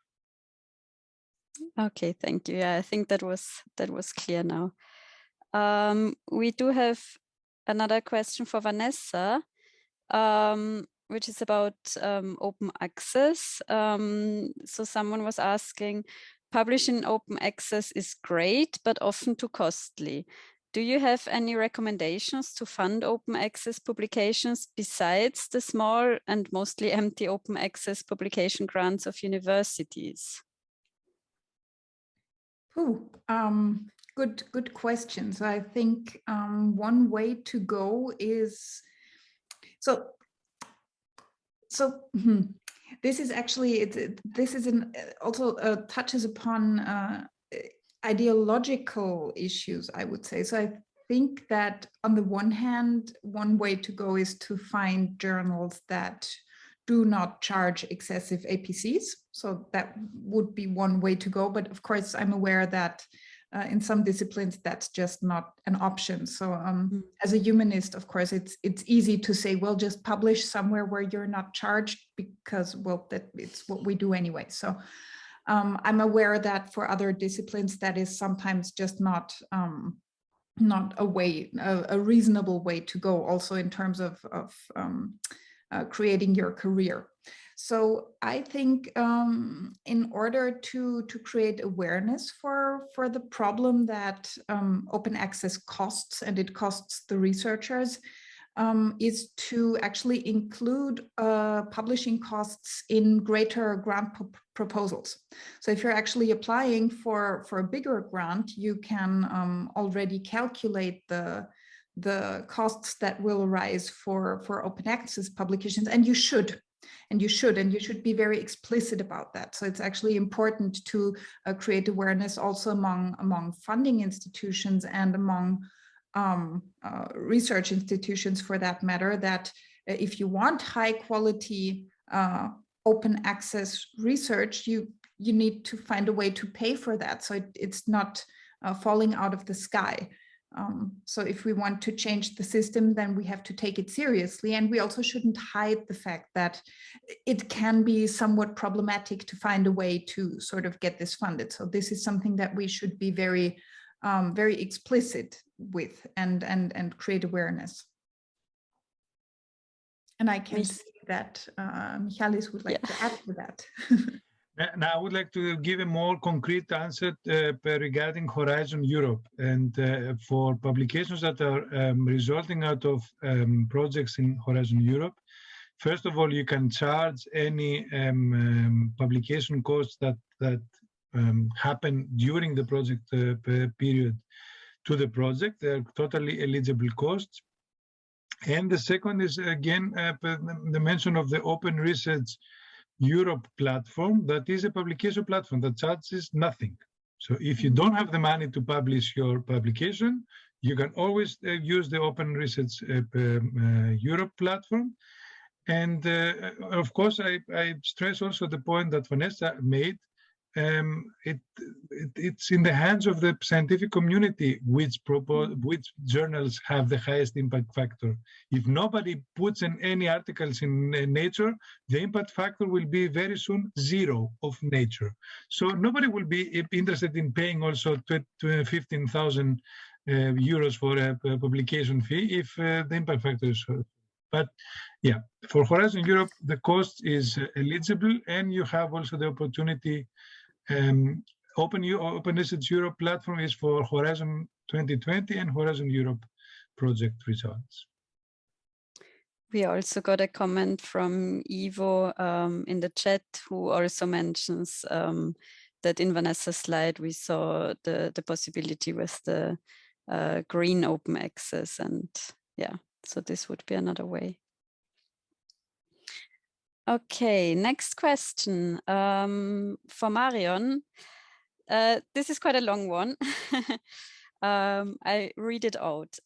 So how can one balance openness in science with global fairness and equality due to the uneven distribution of research resources and capacity? Some countries have greater means to leverage and exploit anything from raw data to applied research. How can we avoid exploitative processes reminiscent of neocolonialistic activities to be fueled by open science? A good example of this was provided by the COVID-19 pandemic. The Global South has provided invaluable raw data at great expenses to the infrastructure, while most of the high-profile publications using the data is led or exclusively composed by well-funded teams from richer countries in North America, Europe, and to a lesser extent, Asia. So maybe to repeat the question, how can one balance openness in science with global fairness and equality? Marion, what do you have to say? That's a very long question with a lot of facets. I think it's a bit difficult to answer the entire question. And I think that's an ethical discussion that is extremely important. And I think if for those of you who have applied for European funds, you will have to be very explicit about your ethical approach to your research, also as part of working with co-researchers. But let me, and I'm not the world's best experts on ethical issues of science, but let me try a different kind of answer and probably then ask my co-speakers to jump in here. I'm sure they all have a perspective on that. I personally think that I've been studying, but also I've been designing and helping a lot of open science projects to come to life in many different fields. And what I learned is that eventually, of course, knowledge exchange processes need to be a fair deal in some form. And this is now nothing to do with fair data in the narrow sense. But the more you move from just sharing or reusing someone else's content, the more you engage in collaborative action. And a lot of the co-created citizen science projects that Florian and Daniel have also reported in their work are projects where various kinds of stakeholders, for example, in climate research projects, where citizens or certain subgroups of citizens, farmers, in all over the world, particularly you mentioned Heigl, Florian and Daniel. Muki studies a lot of these projects in, for example, in developing countries in Africa and other contexts, to actively engage with those who are affected eventually by the type of research we do as co-researchers at an eye level. And as part of these processes, I don't see this ethical issue arising to the extent that it has been described in this question. But maybe Florian, Daniel, you want to jump in here? You just took our examples out of our mouths. So this is exactly what we were also wanted to say. Involve them, involve people who are affected by it on an eye level. Also, there are several examples from developmental research that really involve people from the Global South in, I don't know, techniques and methods on how they can adapt to climate change, as one example that was already mentioned by Marion. So I think there are a lot of opportunities there also to tackle this problem that is a very, very valid critique on this. Yeah. If I may add one sentence, I think it's important to understand that the whole movement, let's say, of open science is also to give credit to people that don't only produce the final publication, and maybe the notion of new science rewards and incentive systems that I mentioned was a bit abstract, but that includes also the point of giving rewards and giving incentives to people to publicize their open data, because they can be quoted and they can get credit for just releasing a good set of data that other people use to do research. And the point that the long question raises is actually a result of not having open science being done in that. That's people using other people's data, saying thank you that you provided that for free, but then going to mainstream scientific evaluation and publishing into a probably behind the paywall journal for their own credit, so to say. That's not what open science is about. Please, Marion. Just a quick add-on to what Michalis mentioned in terms of giving credit. I think what is really nice is the big crowd science or citizen science platforms such as Universe that Florian and Daniel mentioned, where you have people from all over the globe who contribute to collecting data, processing data, analyzing data.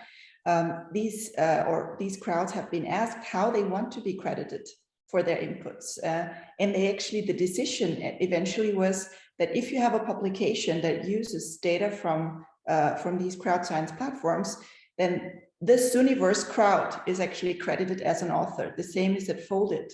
Yeah, it says whatever, Marion Poetz and Daniel Dörler and Florian Heigl and the Universe crowd as the authors of that paper. So we also see new ways of giving credit to contributors to scientific research projects. Thank you. Well, then let's move on to another question, this time for Barbara. Quite a hands-on question this time. Is there any limitations if we use Zenodo repositories and use another repository with the same data or research? No, there is not. You can actually assign various DOIs to one and the same data set. That was quite a short answer, but quite a clear one. So we will have some, I think we would have time for one more question to Daniel and Florian. Where do you see the difference of citizen science and gentleman scientists? One could say the latter are still professionals as opposed to citizen science laymen, but with the rising amount of scientists who have to leave academia and research, there is the reasonable possibility that they will research within citizen science projects or as gentleman scientists. What's your view on that? Who will start? That's a really tough question and a really excellent one. Thank you for that. I will go in the direction of what is professional. What is a professional? Because we see in citizen science that we have a lot of different actors in projects and with a lot of expertise. Yeah, and the people with the expertise not only come from universities or an institution, but also from so-called amateurs. They gain their knowledge in their free time and are experts from our point of view. And I mean, you can say they are professionals in their field, but they are not employed for doing their scientific work. So I see them a bit on the same level as people who gain their knowledge at universities and cannot work in their discipline anymore. So I would not really differentiate between citizen scientists and gentleman scientists, because the whole point of citizen science is to work together on an eye level, no matter where you come from. So this would be my first answer to that, but there are many different views on that. Yeah, if I may add on that, I think what Florian described here is a very important aspect of any citizen science project, is this bidirectional flow of knowledge. It's not always this the classical view of, okay, there is the project lead is the university, for example, and the knowledge flows from the university to the citizen scientists. No, in citizen science projects, it's always also the other way around. So people, when we are conducting a citizen science project, we learn a lot of our citizen scientists because they have a local expertise. They have expertise, for example, in our rotary project on the species, so they can identify species very well. And they have a knowledge that is sometimes not found anymore at universities. And this is the very, very important aspect here, I think. Thank you very much. Looking at the time, we unfortunately have no more time left for more questions. It's a pity, we still have quite a few interesting questions. But yeah, it's Friday afternoon, and thanks all for staying so long with us. And I think we are all happy to start the weekend. So I will hand over to Astrid for some closing words. Thank you, Lisa. Yeah, I think there's not much left to say. I want to thank all speakers for their great presentations and the very interesting insights to those different aspects of open science. I think we all learned a lot today. Thank you to all participants of the webinar for your great questions. And I wish you all a nice Friday evening and enjoy your weekend.